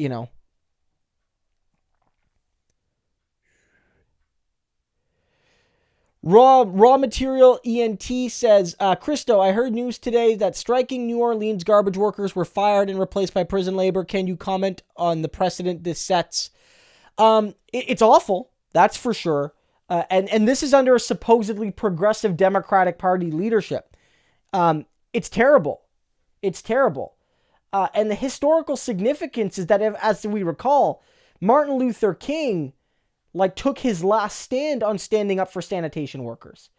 And frankly, the use of prison labor as wage suppression is awful. It happens, and not just in the United States, of course. But, if you watch the 13th, the documentary, The 13th, you'll look at how prison labor is used as it dehumanizes people. It cuts down wages. It allows private prisons to profit. And I don't think that should be allowed. I think at the very least, prison labor should be paid the base minimum wage. And if they're replacing workers, they shouldn't be allowed to be used as scabs. And they should not be used to undercut wages. So it's absolutely awful to see. And again, you're seeing this from, a Democratic run district, right? Like a democratically run area of the country. These workers are fighting for the things that workers all over the country have been fighting for a long time. Basic dignity on the job. And you could see some of the posters. They were holding up the sign saying, "I am a man." Those are the posters that Martin Luther King and other civil rights and labor activists march under decades ago. This is the same fight. The fight hasn't ended. The thing that got Martin Luther King assassinated, the assertion that economic and racial justice cannot happen without one another. That's when he got too dangerous to live. We need that today. And you're seeing that in New Orleans as working class people, when they dare stand and disproportionately racialize working class people, when they stand up for their rights, whether it's Republicans or Democrats, they will be quashed. It's unacceptable. Yeah, it's unacceptable.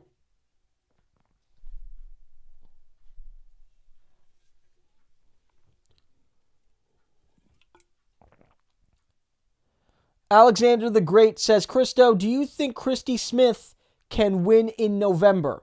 I think so, because the electorate will be different. Alexander, I think it's possible. Now, when all the mail-in ballots come in and we get a real sense for how close the election was, that'll tell us more. If the bigger the gap, the less likely that's the case. If she ended up losing by, say, 1%, then you would almost certainly say, yes, she's going to win in November. Because in general, Democrats, for presidential elections, there's higher turnout. And when there's higher turnout in general, that benefits Democrats more. It's why Republicans do better on the midterms, generally. Not always. 2018 was an exception. But it's why Obama was able to win in 2008 and 2012, even though the Democrats did bad in the 2012 and 2014 midterms. Because because Republicans are much more motivated to get out their base. And so I certainly think it's possible that she can win in November. But if the gap really is 13 points, is there going to be enough extra turnout that it gives her the election? I'm not necessarily sure. I wouldn't rule it out, but it wasn't that close.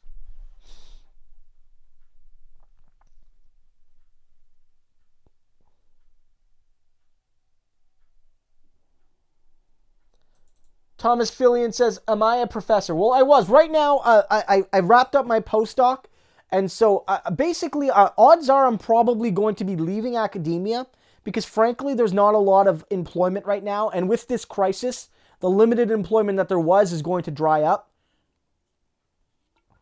So, I've been doing freelance writing. I've been doing my YouTube. I've been doing other journalistic endeavors, and that'll likely be where I try to piece together an income going forward. But I have been a professor at both.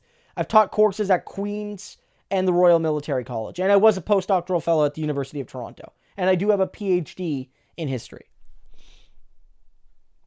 Steve M says CA25 is a GOP district. It is a GOP district, but it was flipped by the Democrats in 2018 and by a progressive. So in a sense, it's not the disaster that it would be if they lost an actual historically blue district. It was a district that was long held as Republican, but it's still not a good sign for the Biden strategy to say basically, hey, we got to run moderates to win these close ridings. And then you had a candidate who supported Medicare for all, won, and then you replace her with somebody that doesn't support Medicare for all, and she lost. Now, is it fair to say that, hey, it's a special election during a crisis, turnout's low, the Republicans are more motivated than the Democrats in this particular race, maybe it's not the most representative? That's fair, but it could be the canary in the coal mine. It could be. Terranigma is a real... Dude Man with another super chat. Thank you again, Dude Man. Says Terranigma is a real-time RPG. 2, get a ROM. It's like Earthbound and how it's written, and it goes through modern day, both deep comedy and deep stuff. Dude Man, that sounds fantastic. And I like some of those games that have like real-time elements.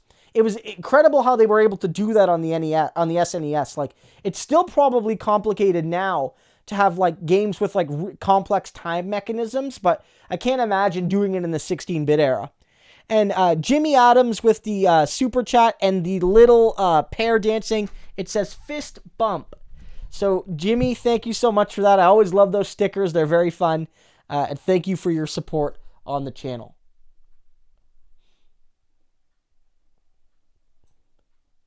Steve M says, ha ha ha, you won't ever get hired at a college with your propaganda. I don't know if she was a socialist, Steve M., but she supported Medicare for all, right? Katie Hill supported Medicare for all. Let me look this up. Katie Hill.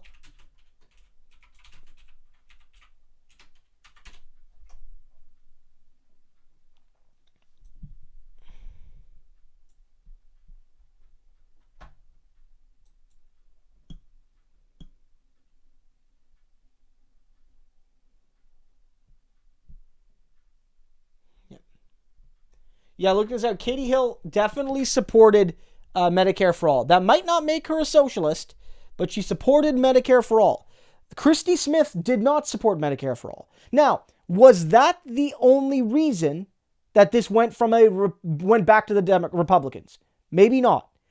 But it does show that running Republicans or running moderates is not the silver bullet that the Biden bros want you to think it is.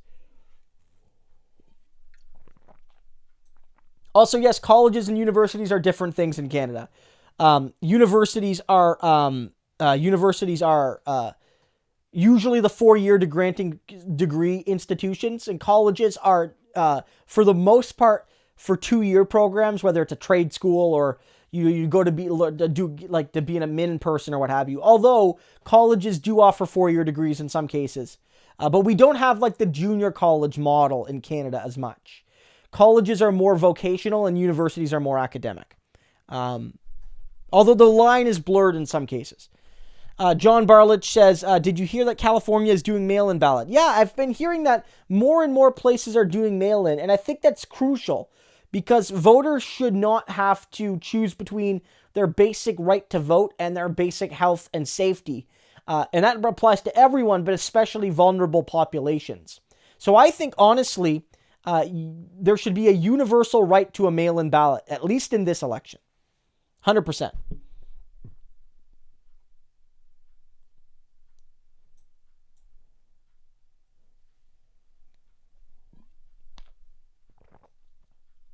Brandon C said Katie Hill was a moderate, but again, Katie Hill did support Medicare for all.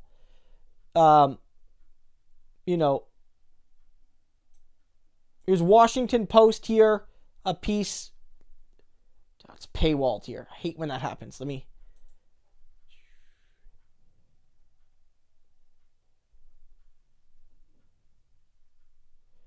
Like it notes here.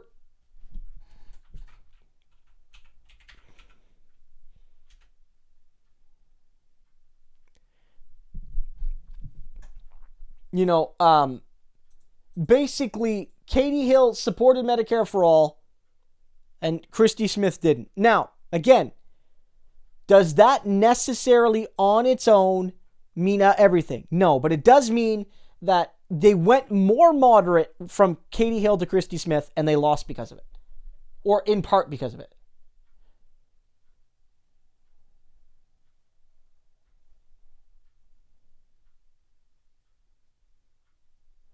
Steve, it doesn't necessarily mean that she had to use it as a top plank. It's that she supported Medicare for all. People have said you can't support it at all and win in moderate districts, when that's not necessarily the case. It's not necessarily the case.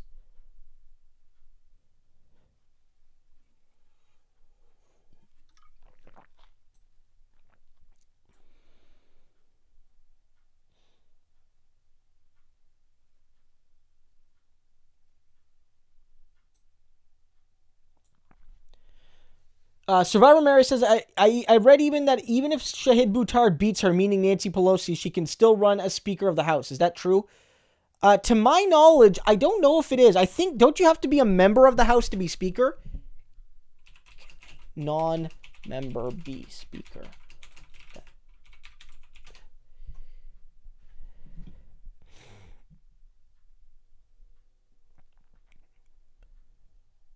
Okay. According to the this is Ballotopedia.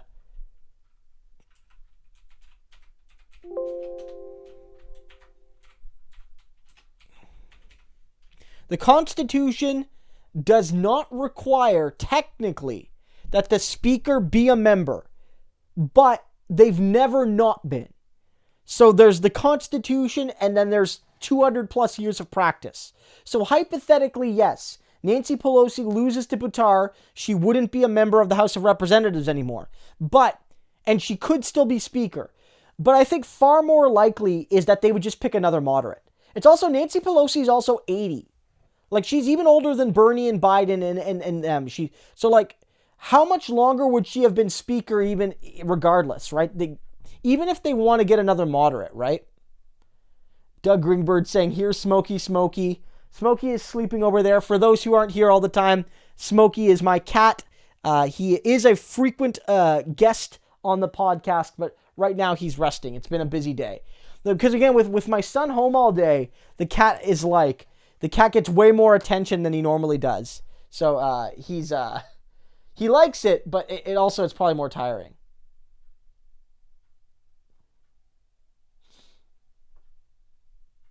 Yeah, Samantha Sider notes here, a non-member can be Speaker, but it's never happened before. It's highly unlikely.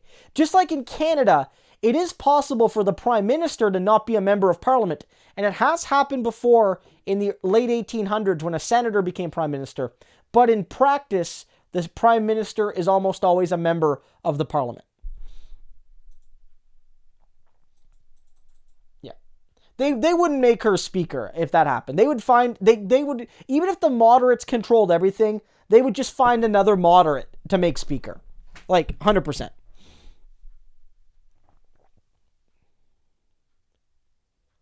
Paladin's Fury said, what was your opinion of Trudeau's cheap shot at saying regarding seats in Quebec? I didn't see that. Let me just... If you want to let me know what was said, let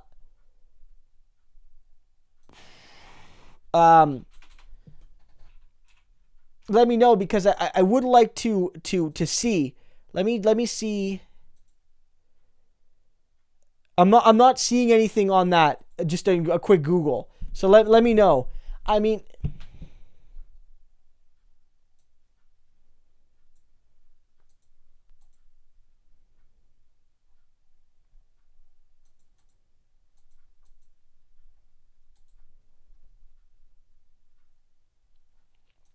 RK Gaming says you have a son. How old are you, man?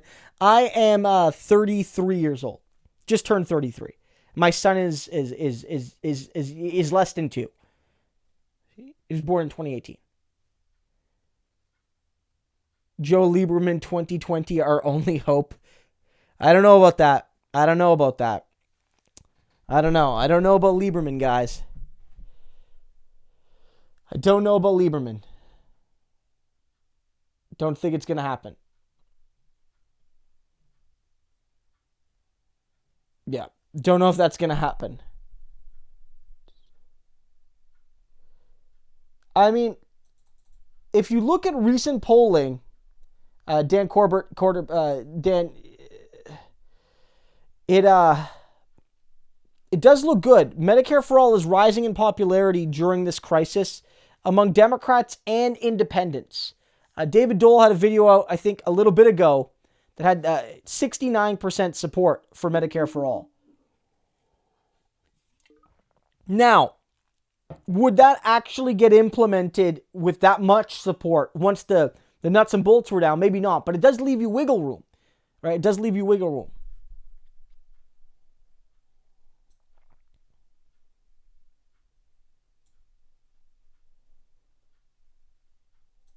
Thomas Fillion says, some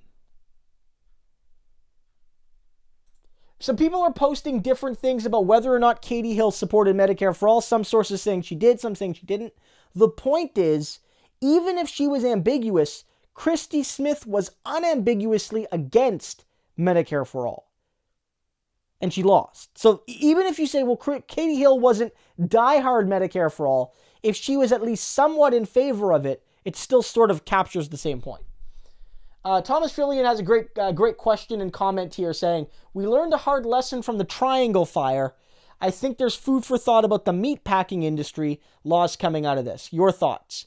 I think that's a great point. So for those who don't know, here in Canada, or the history is that, there's the Triangle waist shirt fire where predominantly young women passed away due to poor health and safety conditions in the textile industry in the early 1900s. And that wasn't the only instance. And that indirectly led to better labor laws, more unions, and better health and safety for workers. And during this health crisis in Canada, we've been seeing a couple industries be hit really hard, exposing the lack of adequate protection for workers. And specifically, it's long-term care homes, like seniors' homes and places where, like, people with disabilities have to, like, that's the, homes where they live.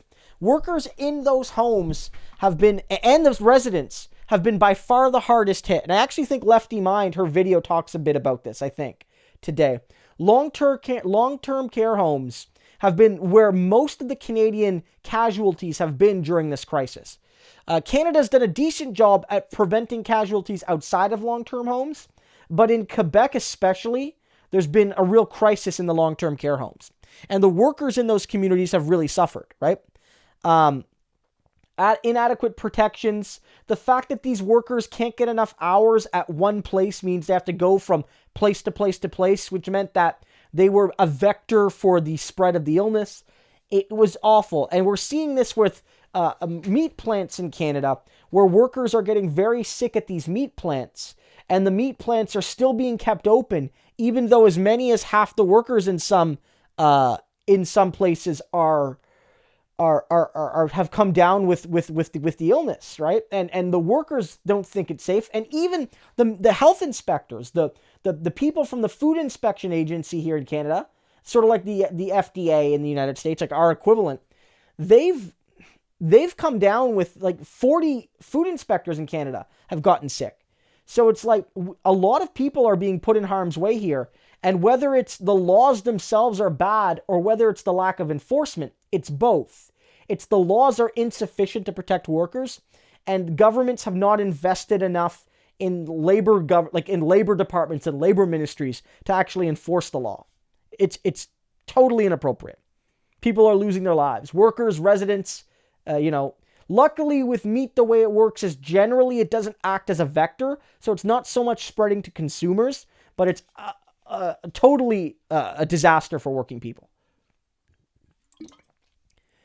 Dicky says, vote by mail is my preference going forward, but if they privatize the post office, they will rig that too. Have you watched Letterkenny? I haven't seen Letterkenny yet as much. I do want to watch it. I just signed up for Crave, and I know it's been on Crave, so I'll probably give it a try at some point, and at least give it a go. It seems like I at least somewhat enjoy it.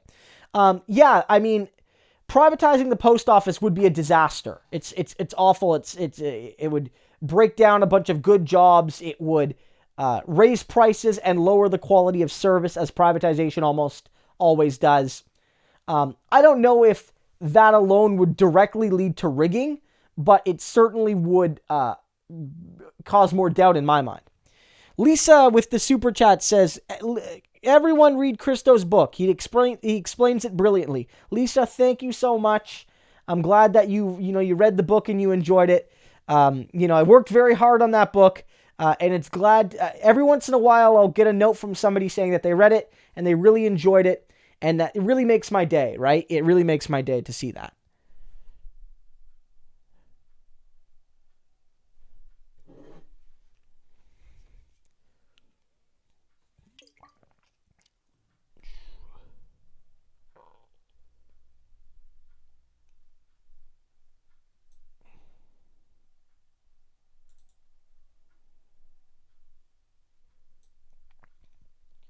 Oh, Sean posted a comment where he says, perhaps the fact that the NDP no longer has many seats in Quebec has caused it to forget the importance of respecting the Constitution in the areas of jurisdiction. Trudeau can go fly a kite. The NDP isn't suggesting that jurisdictions aren't bad, or that aren't important, but suggesting that the federal government has indirect powers that it can use to influence provincial policy. So when we want to stand for a woman's right to choose, we can suggest that the Canada Health Act be amended to guarantee that provinces must, if they want that federal money, guarantee a woman's access to basic, reproductive health. We can also suggest that if they want federal funding, that they have to take care of their workers better. We can amend various forms of social assistance to do this. We can create a new program just like the government created the CERB to help workers. Trudeau is using jurisdictions as an excuse for inaction. That's what's happening here. That's what's happening here.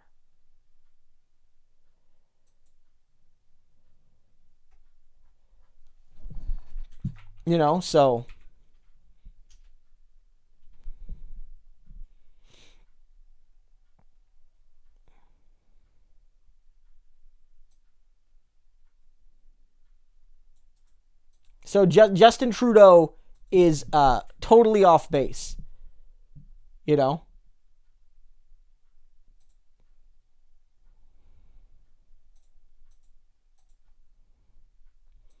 And it just shows that he's cynical and he's high on himself. When he, as prime minister, has the lowest level of support of any prime minister in the history of our country. Samantha says, Christo, is Canada having a hard time with PPE and testing just like America?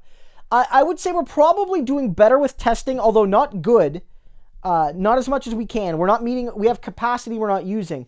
And PPE is an issue in Canada. It's an issue with doctors, nurses. It's an issue with other workers. It's an issue, again, noting specifically long-term care centers. There has been a lack of access to PPE in Canada as well. There's been significant issues. I'm not saying it's as bad as the US, but it's been pretty bad here. Christian asks, Christo, what do you prefer? NHS or just a national health insurance? I mean, I like the NHS model, but I also would, Canada doesn't quite have the NHS. We have more of a single payer model where, doctors can open up private practices and they run it as a business, but they bill centrally. So I think, as long as it's single payer, I think that's the most important thing. Although, there are still limitations to the entrepreneurial doctor model.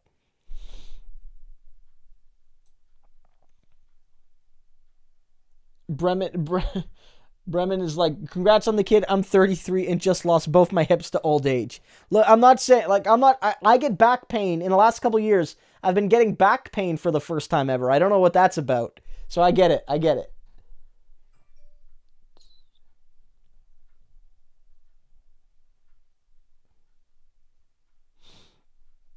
Well, like, here's the thing. I mean, Justin Trudeau created a CERB out of nowhere that is acting as a supplement to what should be provincial programs, right? Trudeau also, when provinces requested it, sent the military, a federal institution, in to provide provincial health care in long-term care centers. What that's showing is that there's a clear opportunity for the federal government to work with provinces to better provide social services, right? And like that's what it's about, right? The Trudeau Liberals are using that as an excuse when they want to when they want to get involved with provincial legislation, they will, but then they sort of they'll sort of wiggle around, and when there's actually a challenge or there's something that they don't want to happen, they'll say basically, actually, we really don't care too much about jurisdictions.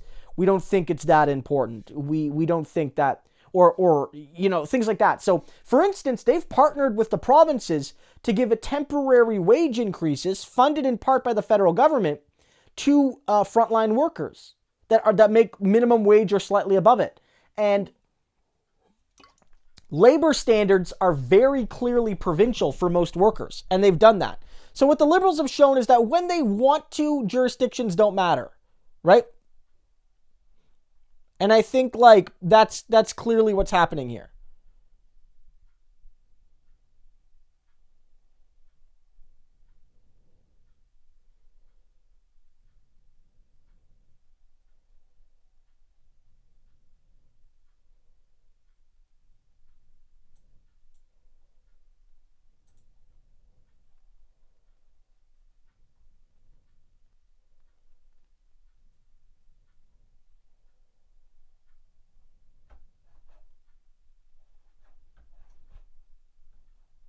So like, that's where we're at.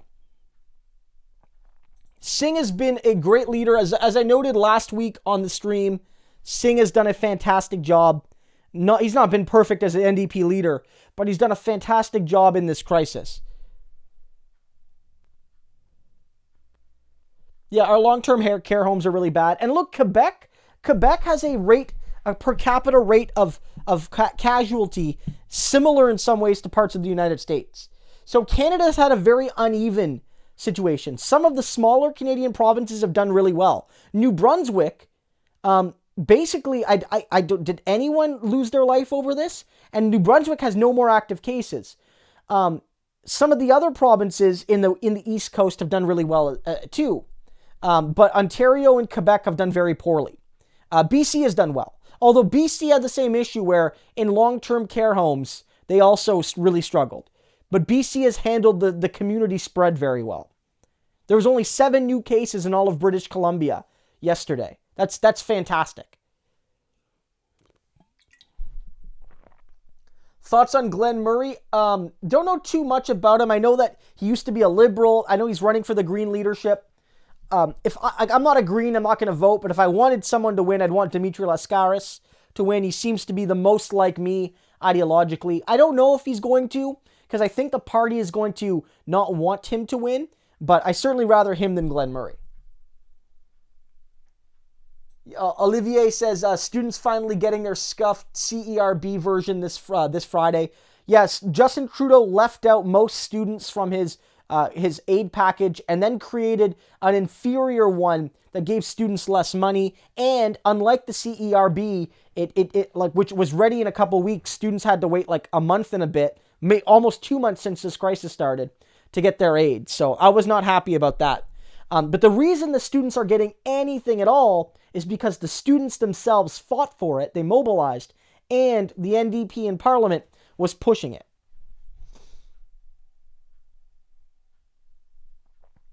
Yeah, when people say Trudeau getting more support, Yeah, my book, Doug, for my book, yeah, if you can't afford my book because it's not the cheapest book, you can get it through interlibrary loan, and you can get it, at many university libraries. Sean, yeah, when I say Trudeau in terms of support, I didn't necessarily mean that he was the most unpopular prime minister. What I meant to say was that he had the least amount of popular vote. It's true. No other prime minister has ever had a government with like 33% of the vote, like Justin Trudeau had. That's an important factor. It was a very weak mandate. But it should be noted that when Justin Trudeau, when that election happened, Trudeau was far below. He was deeply in the negatives in his favorability.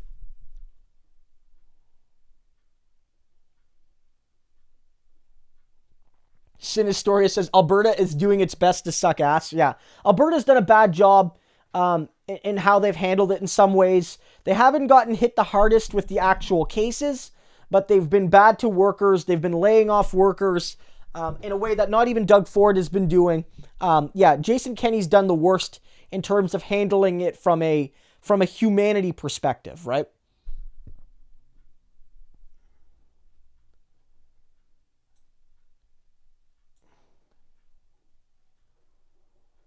Thomas Fillion says, do politicians use Christianity as a tool in Canada?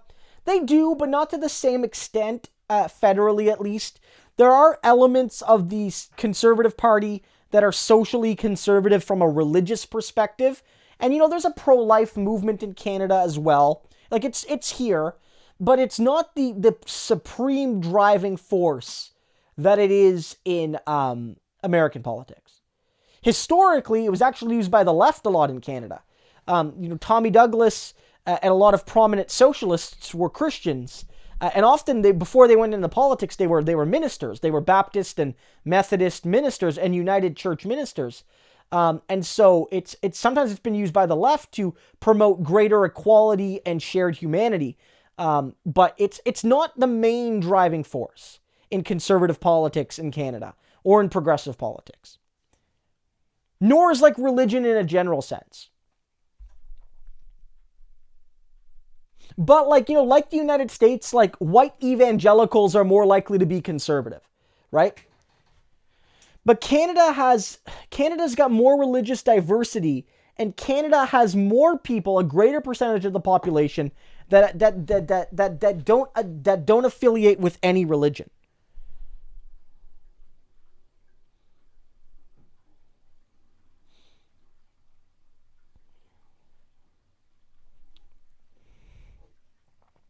Amanda's saying Karens are a plague and plague spreaders because many of them are anti-vax. There's very different kinds of Karens, aren't there? Like,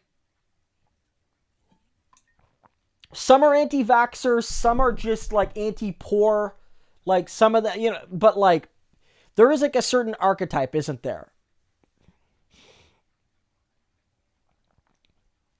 Yeah, Sinistoria makes a good point that some of this is luck, right? Like Quebec could have done things better. They're opening up their schools far too early. Far too early. So there's a lot you can legitimately critique Quebec over. They failed to do a good job with their long-term care homes. Like there's a lot of things you can criticize Quebec on. But they were unlucky. Sinistoria notes here that March break timings were very crucial. And not every province in Canada does their March break at the same time. Some provinces do it a little bit earlier, some provinces do it a little bit later. And for Quebec, who did it a little bit earlier than BC and Ontario, everyone did March break before a lot of the shutdowns started. And that means that when everyone came back from their trips, whether it was, somewhere else in Canada or somewhere else in the world, they spread the disease, right? Whereas if your March break was a week, 2 weeks later, you were far more likely to have canceled your trip,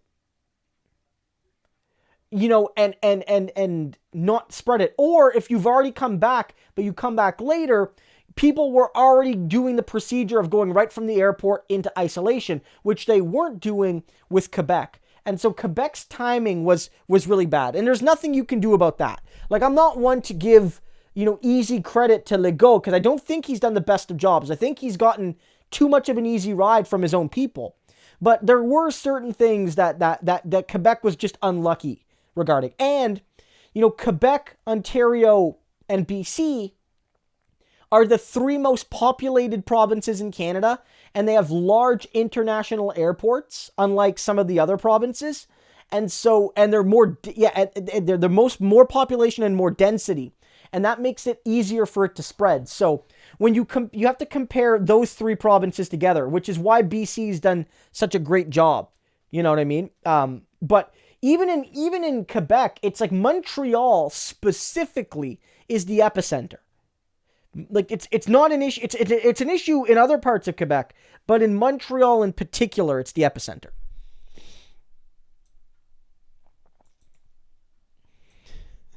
John's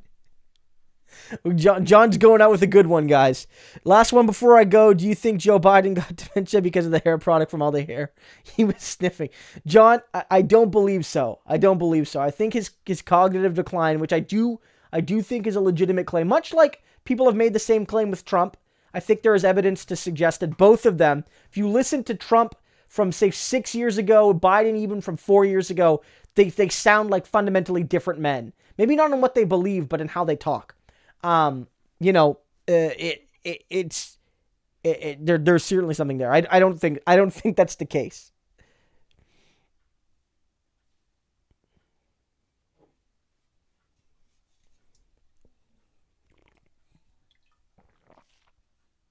Dafrak says you and Dole, like David Dole, should start a podcast to promote Canadian leftism. Again, I call it Great North Progressive. Sounds cool. I am working on a podcast. We've gotten, again, the person I've been working with wasn't feeling well last week, and it's been busy. That we are looking to start a podcast. We've come up with a name. We've come up with some basic graphics, things like that, like, promotional stuff. We are going to be doing a podcast at some point, and it will be that. It's going to be talking about the Canadian left, talking about the limitations of the media in Canada, and that's something I want to do, because with this channel, I used to do American and Canadian politics, and it sort of put me in a tricky position because, David's got a big enough channel that he can do that, but when I made Canadian videos that did bad, they would get so few views that it would slow the growth of the channel. And I want to balance making a channel that's interesting and that's important, but that people actually watch. And after the Canadian election, barring a few exceptions, my Canadian videos really started to fall in interest. And it wasn't until January, where I made a couple Bernie Sanders videos that did really well, that the channel grew. I mean, I got, like, again, as an example. Not this month, because this month has been a bit slower because Bernie being out has slowed down a lot of the progressive channels. But I did more views in 1 month than I did in my first year, like last month or the month before, because of the focus on content. So it's trying to balance these various interests. But it is coming. There is a Canadian focused podcast, and I might say nothing has been in the works, but Lefty Mind and myself and other potential creators. Waffle to the Left is a new Canadian YouTube channel. Go check them out. If anyone here has watched their video, maybe I can pull it up here. Let me pull it up. Okay. Let me pull this up here. Go check this video after the stream. Stick around with me for the rest of the stream, of course. But check this video after the stream. It's a good Canadian video from another new Canadian channel. But it's something that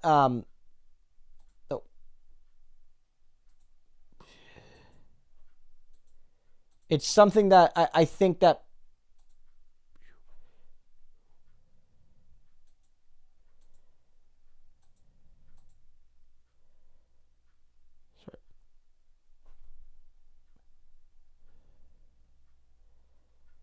I don't know if that link, I don't know if that link's working. It's being weird. I'll try to find another link. In any case, go check them out. We've spoken with a few other people about a whole bunch of people that want to make new Canadian content. Sean, thanks for sharing my vid. Sean, okay, Sean, I don't always know because people use different euphemisms on Twitter, and so Sean, it's good. Sean's the creator of that. But basically, there's a bunch of people that are now interested in making content related to Canada, and it's something that I'm happy to see, and I'm going to play a part in that. There's a whole bunch of discussions, maybe a collective channel, certainly a bunch of people launching their own channels, but I'm willing to lend my platform, which is still small compared to the big dogs, but it's bigger than it was, to try to help out.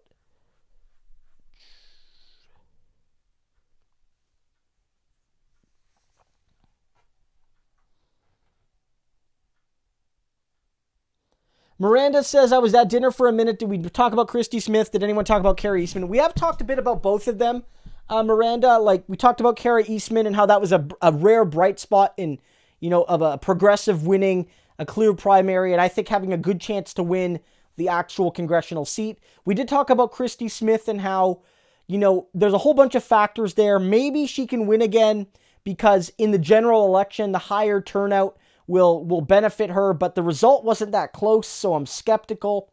We also talked a bit about the fact that Katie Hill, the person that Christy Smith replaced, was maybe not a staunch Medicare for All supporter, but at least softly supported it, whereas Christy Smith did not. And I think that her loss sort of pokes holes, at least indirectly, in the argument that, we're going to need moderates to defeat Trump.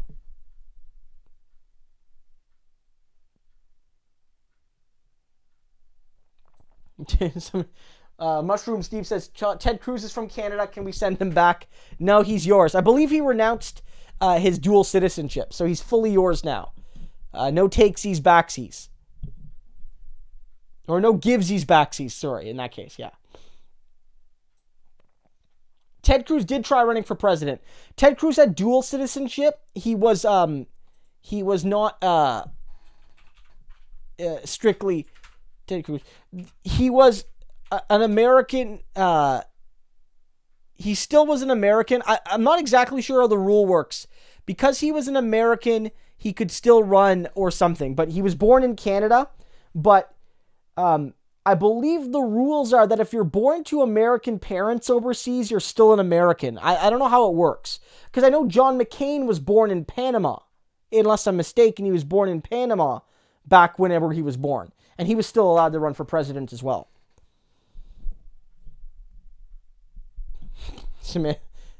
Yeah, well, you would trade Ted Cruz for Jagmeet Singh any day, Samantha. That's not a good deal for us, though. That's a bad deal. I'm gonna decline that trade.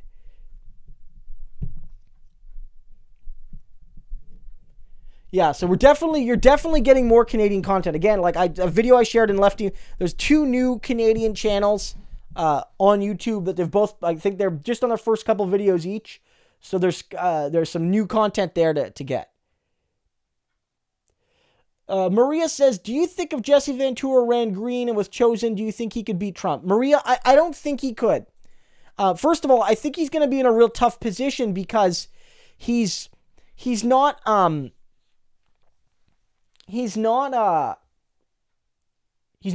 yet. And Howie Hawkins has actually racked up a good chunk of the delegates you need to win the nomination.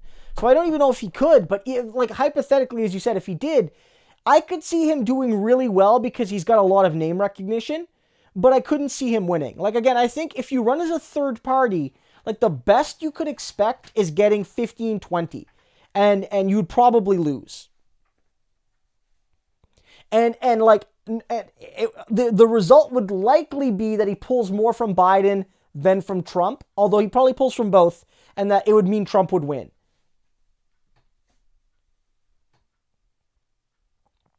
Yeah, McCain was born in Panama. Ted Cruz was born in Canada. Dicky says, we can still blame you. I'm sorry. I know he's yours. We still apologize. Barack Obama was born in the USA. Yes. Yeah, the birther nonsense. That was ridiculous. Yeah, certainly. Lots of American people have been born abroad. They were born as American nationals, though, as American citizens. So I think that's a stupid rule, frankly. Here in Canada, anybody can be prime minister if they're a Canadian citizen. There is no exception. And there's no age limit. In the US, you got to be 35 to be president. In Canada, you could technically be 18 and be president. You technically be 18 and be president. Or prime minister, sorry, excuse me. And so I don't like that. I don't like that rule. I think that you should be able to be a immigrant directly from anywhere and become the highest office holder in your country.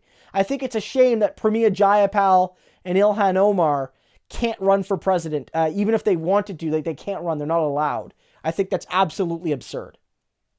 It's discriminatory. It's xenophobic. It's wrong. You know, in Canada, Canada's a bit of an exception. All of our prime ministers have been like European Canadian. Some have been born abroad though, but the ones that have been born abroad have all been born in either England or Scotland. Like our first prime minister, Sir John A. Macdonald, was born in Scotland and he immigrated here as a child. We had a prime minister in the 1980s that was actually born in England and came here as a child. And we had some other prime ministers in the 1800s and early 1900s that were also, I think, born in Britain. But we've had foreign prime ministers in that limited sense. They're all from Britain. It's basically, at the time, they were all part of the British Empire.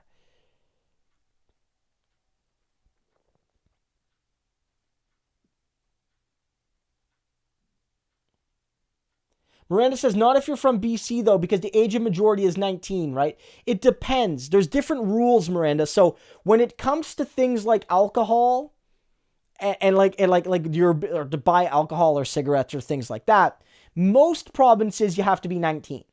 In Quebec and Alberta, and I think maybe Manitoba, I'm not sure. I know Quebec and Alberta, you only have to be 18. Right? So in Ontario, there's a thing where people will drive across the border when they're 18 and they can go drink in Quebec, right? In general, though, voting, though, your right to vote to be an adult is 18 in Canada, everywhere. It's 18. It used to be 21 like in the United States. Like you couldn't vote until you were 21. But in Canada, the right to vote comes at 18. And that's everywhere in Canada. Although there are some jurisdictions considering lowering the voting age. British Columbia is at least loosely considering lowering the voting age to 16. So that might happen. And that would be on a case by case. But 18 is the voting age everywhere in Canada right now.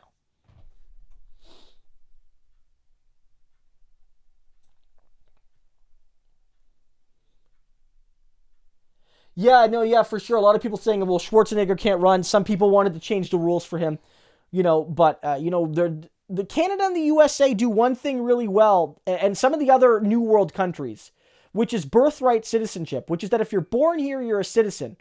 And like, I know conservatives in a lot of parts of the country want to get rid of that. And that's wrong. But I think that this idea that you have to be, born American to be president is absurd to me. It's absurd. Exactly. Michael Fisher, thank you for correcting me. John Turner was born in Scotland. He was only briefly prime minister, but he was our last foreign-born prime minister. None of the... in the last election, all of our leaders were born in Canada, although Andrew Scheer, I believe, had dual citizenship with the United States. Jagmeet Singh was the first racialized leader of a major party, but he was born and raised in Canada.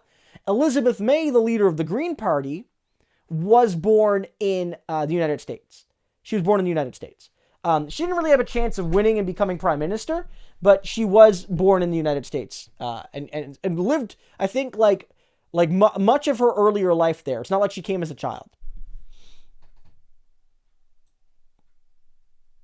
Yeah, Bob says classic Ottawa Gatineau run. Yeah, for those who don't know, it's not just that, Quebec and Ontario have a border and, the age is 1918. It's just that Ottawa, one of Ontario's biggest cities, it's got, 500,000 people, is literally, it's like you cross a bridge, you can walk across it even, and when you do that, you're in Quebec. You go from, you know what I mean? Like, it's not like you have to drive even to cross the border, and you're in Quebec, so it creates that.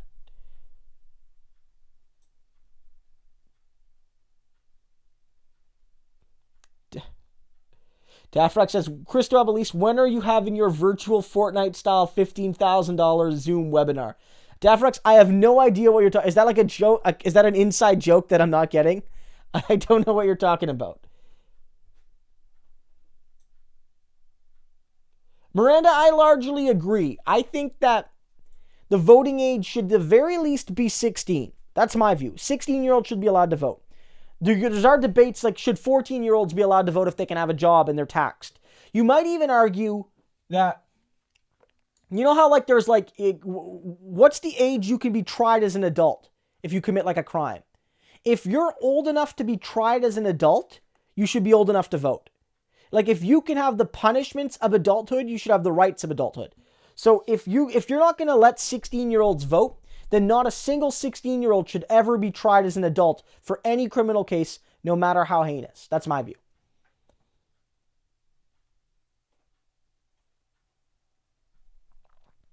Maisie can you discuss the differences between the various NDP parties across Canada? Just one thing, Maisie, is that you don't say NDP parties because that says NDP, New Democratic Party parties.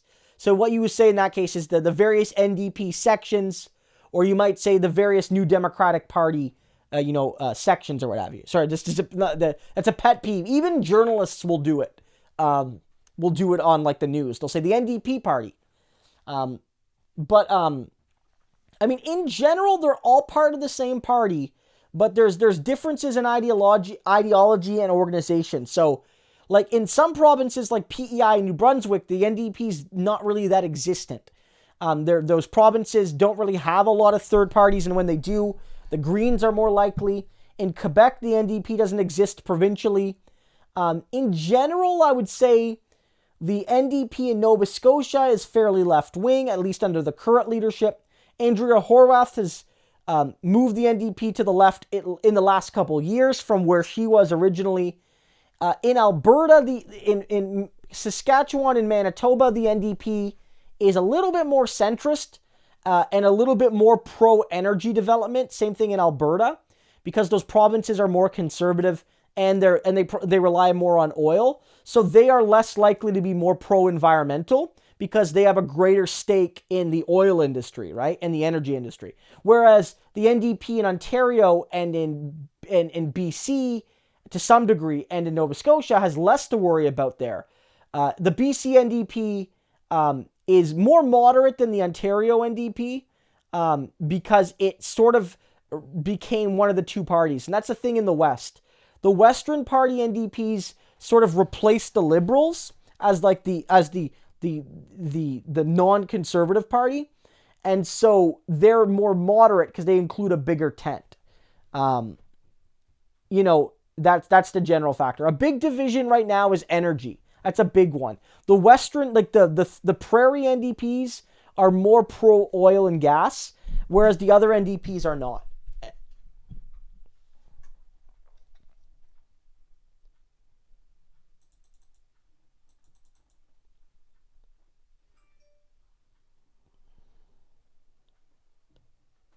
Yeah, so Homophone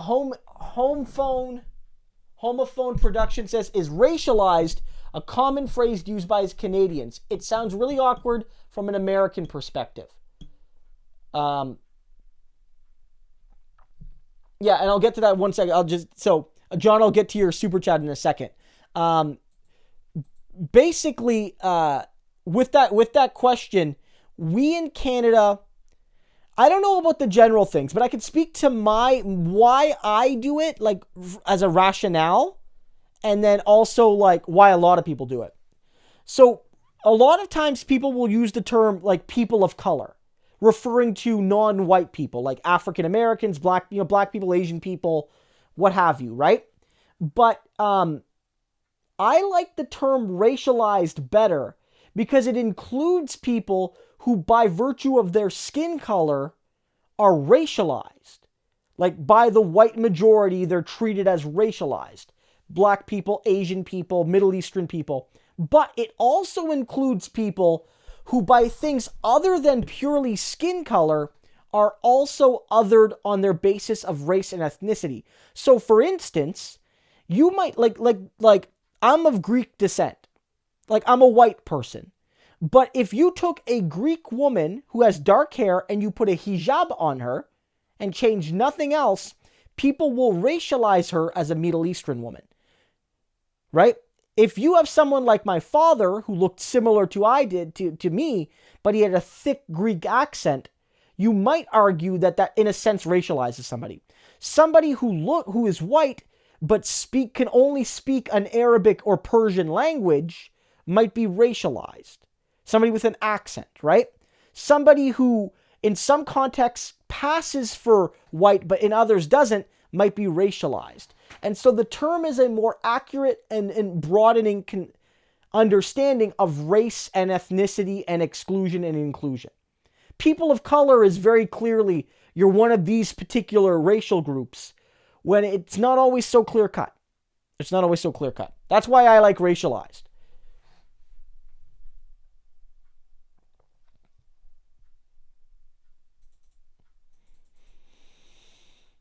John Grant says, ever been to Nova Scotia? Thoughts on Premier McNeil? I've been to Nova Scotia lots. I grew up in New Brunswick. I grew up in Moncton, which is, of course, just, not too far away from Nova Scotia.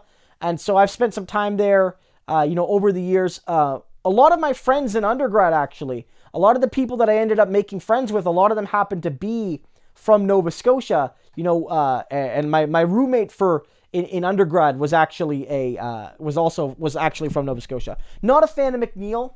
I think he's one of Canada's worst premiers, to be honest. He's attacked workers' rights.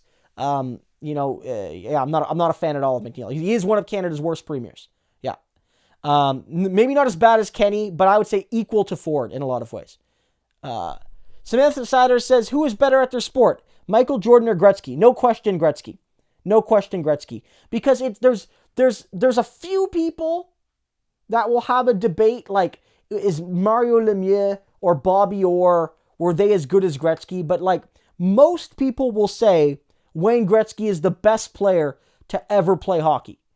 But with basketball, a good chunk of people will say Michael Jordan. But there's more than a few people that will say LeBron James. And so I think that Wayne Gretzky is undeniably the best player to ever play hockey. If you want to look at it this way, Wayne Gretzky has scored more...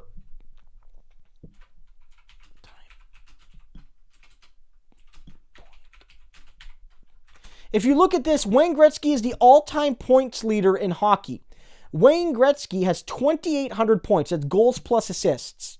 The nearest player is Jaromir Jagr, nearly 1,000 behind. Nearly 1,000. That effectively means that Gretzky's got about 33% more points than second place. Michael Jordan did not score 33% more baskets than second place all time. I just think Michael Jordan might be the best ever. Probably is, although I think LeBron is a legitimate argument. LeBron went to 9 straight finals. And in some of those teams did not have, a super team behind them. Some years he did, some years he didn't. Right? There's a debate. There is no debate in hockey. Wayne Gretzky's better than Michael Jordan. No doubt about it. No doubt about it in my mind.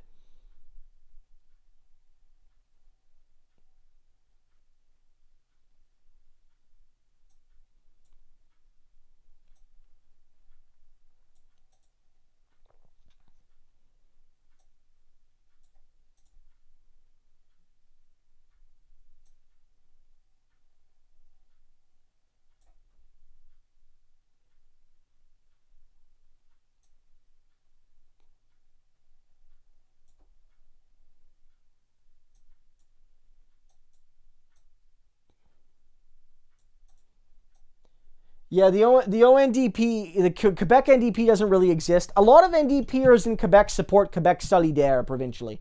And frankly, I probably would as well. It's the only part of the country, even if I lived in PEI or New Brunswick where the NDP isn't very strong, I would still support the NDP. But in Quebec, I would probably vote for Quebec Solidaire provincially and NDP federally. Would I ever consider voting for Trump? Jim, I would never vote for Trump. No, never. Never. I probably wouldn't vote for Biden. Well, I'd find it real hard to vote for Biden right now with the Tara Reade stuff. But like maybe I would do it as harm reduction, but I would never vote for Trump. No, never vote for Trump.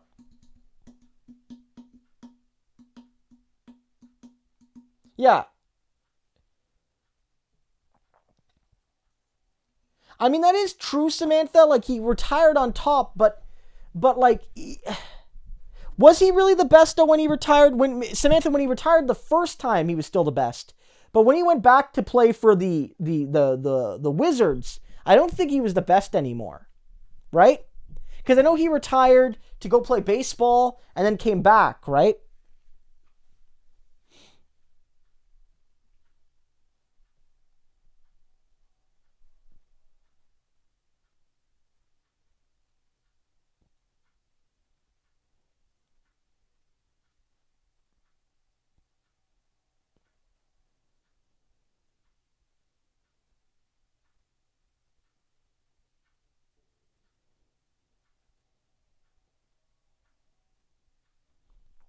John, I think my point is that Stephen McNeil has also engaged in a ton of austerity, and he has violated the basic human rights of workers in that province.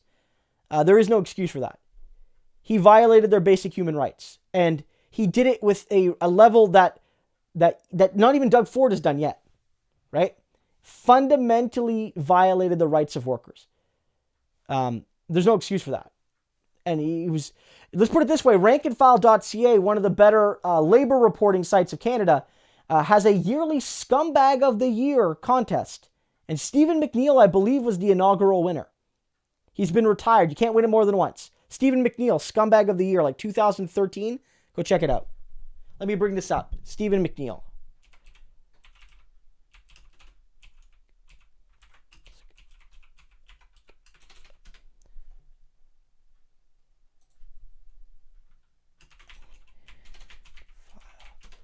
All right.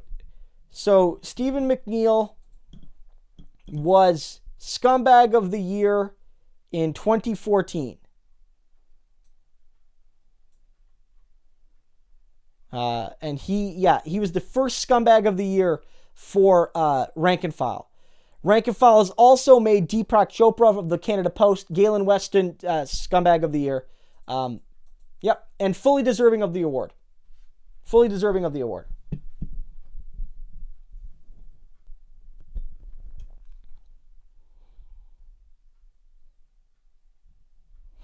Samantha, I don't count the witch. Well, I mean, I guess that's a fair point. That he did leave at that point.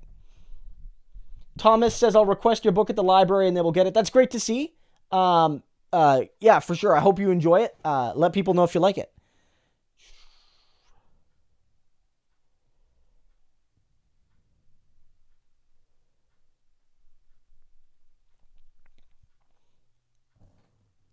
I mean, Bob, Quebec doesn't really want to separate now. Quebec right now often wants more autonomy, but they're not, the current government there isn't strictly separatist.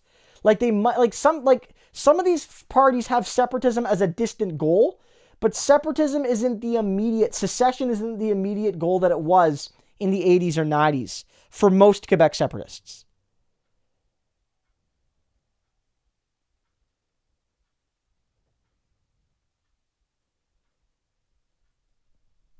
John, my position is that fundamental human rights are important. And it's not just that. I mean, like, let me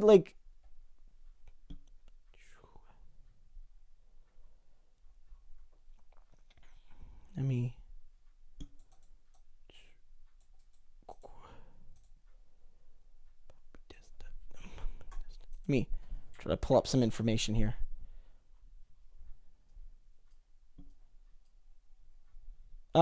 Currently, right now, this piece was published about a week ago. John McCracken here in Rank and File.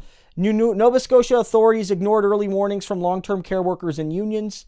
Nova Scotia might not be handling this current crisis the worst, but like a lot of the other crappy premiers, Stephen McNeil fundamentally ignored health and safety for workers. It's not a good sign. Also violated rights here. What else we got here?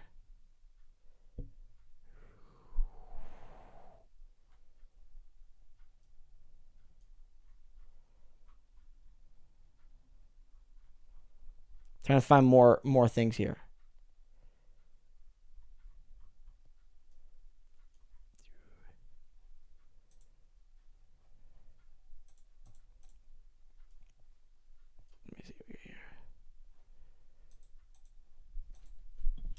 gonna do a search here.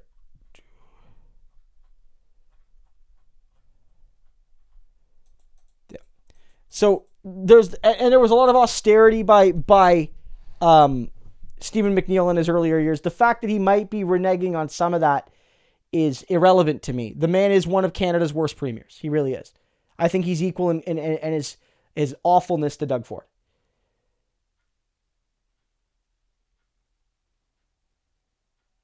You might say, some people might say Doug Ford's done some good stuff too. I just disagree.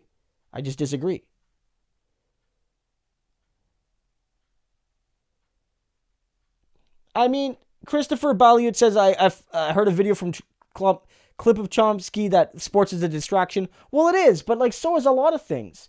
A lot of things that people enjoy are distractions, but people deserve to have things that they can enjoy, but these things can also be important. Like, is art a distraction? Is literature a distraction? You might say that some of these things can be enlightening, but you might also call them a distraction. Justin Frederick says, would proof of working as a student job in 2019, a job that does not exist now due to COVID-19, be sufficient proof of looking for work when I apply to the CESB on Friday? I'm not sure about that, Justin. I don't want to give you a definitive answer. If you could say that, is the implication, Justin, that you were going to go back to that same job? Like, you were expecting to go back to that job this summer? If that's the case, I would say that that's a pretty good statement. But other than that, I don't know. Because saying I had a job last summer, ergo, I would want one this summer. I don't think that would be on its own enough. I think in general, what you would want to do is you would probably have to show some effort to be making calls and things like that. You know, or if you were looking for work, maybe contact the people that you were looking for work from and see if they'll write you a note or something.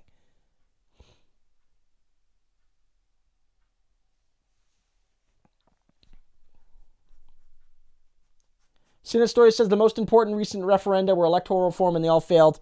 I just say do electoral reform and let people say if they like it after the new style elections. Sinistoria, I agree. You should just do it. There's no reason. You don't need to get a referenda on it. That's my view.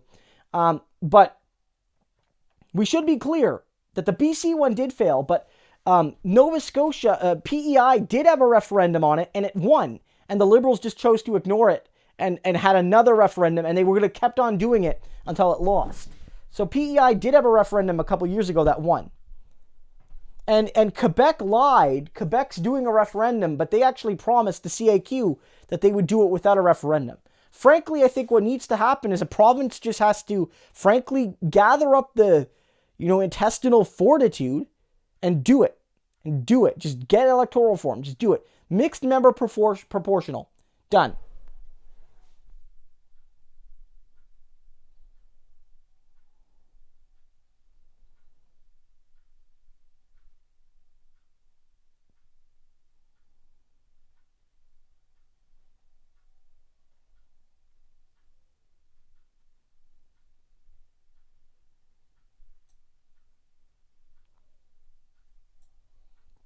The McNeil austerity was worse than the Dexter austerity. And again, I should underline that Dexter expanded the fundamental human rights of workers and Stephen McNeil attacked them.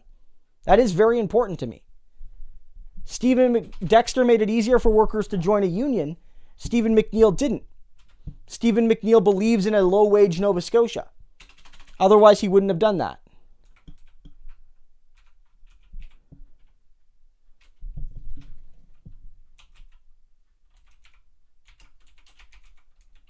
And of course, none of that necessarily suggests that I was fully in support of the Dexter government. It was far too, it lacked a lot of ambition. But even here, in the Halifax Examiner, they were talking about his austere budget in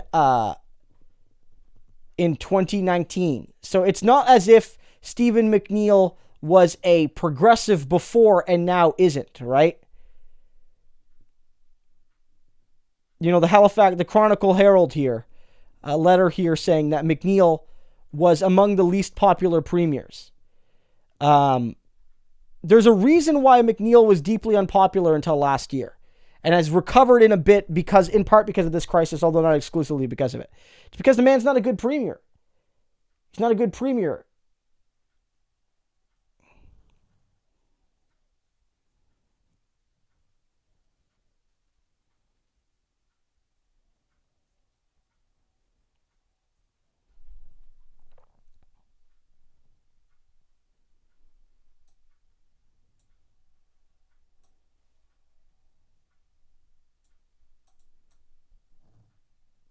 Yeah, McNeil is never progressive. I mean, look, in Nova Scotia, the political system, well, in the Maritimes, the differences between conservatives and liberals are smaller than they are in the rest of the country. I mean, in some cases, the liberals are more to the left. In some cases, progressive conservatives are. Places like Newfoundland, that happens sometimes.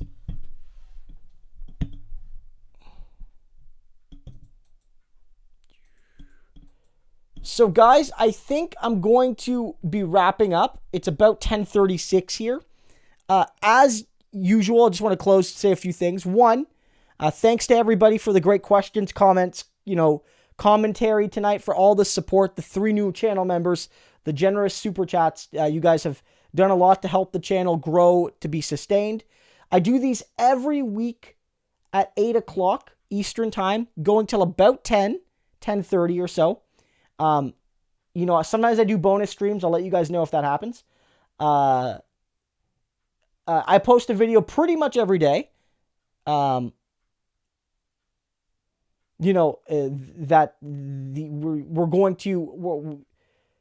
be, I post videos pretty much every day on the channel.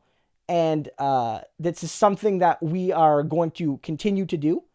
So if you want to see daily videos, you'll have it on the channel. If you want to support the channel, so many of you have done so much already. You can support me on Patreon. You can become a channel member. One thing that really helps is that if you are a subscriber, you can click the bell and you can make the channel, that way you'll get every video, you'll get a notification. You can see the content there. You can also share the content with people that you think will like it. David Dole did a video a couple days ago where he basically talked about how YouTube algorithms make it really hard for progressives to share their content.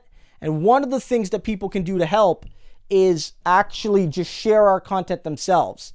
Like if the YouTube algorithm won't do it as much, then you can help. You can help do that, right? By sharing it. So here's for those who don't follow me on Twitter, consider following me on Twitter. And for those who want to see, this is a new Facebook group you can also check out this Facebook group here, which is a Facebook group some fans actually set up that supports the channel. So if you want to follow me, if you haven't followed me on these channels yet, consider doing that, because that's a great way to help me and the channel.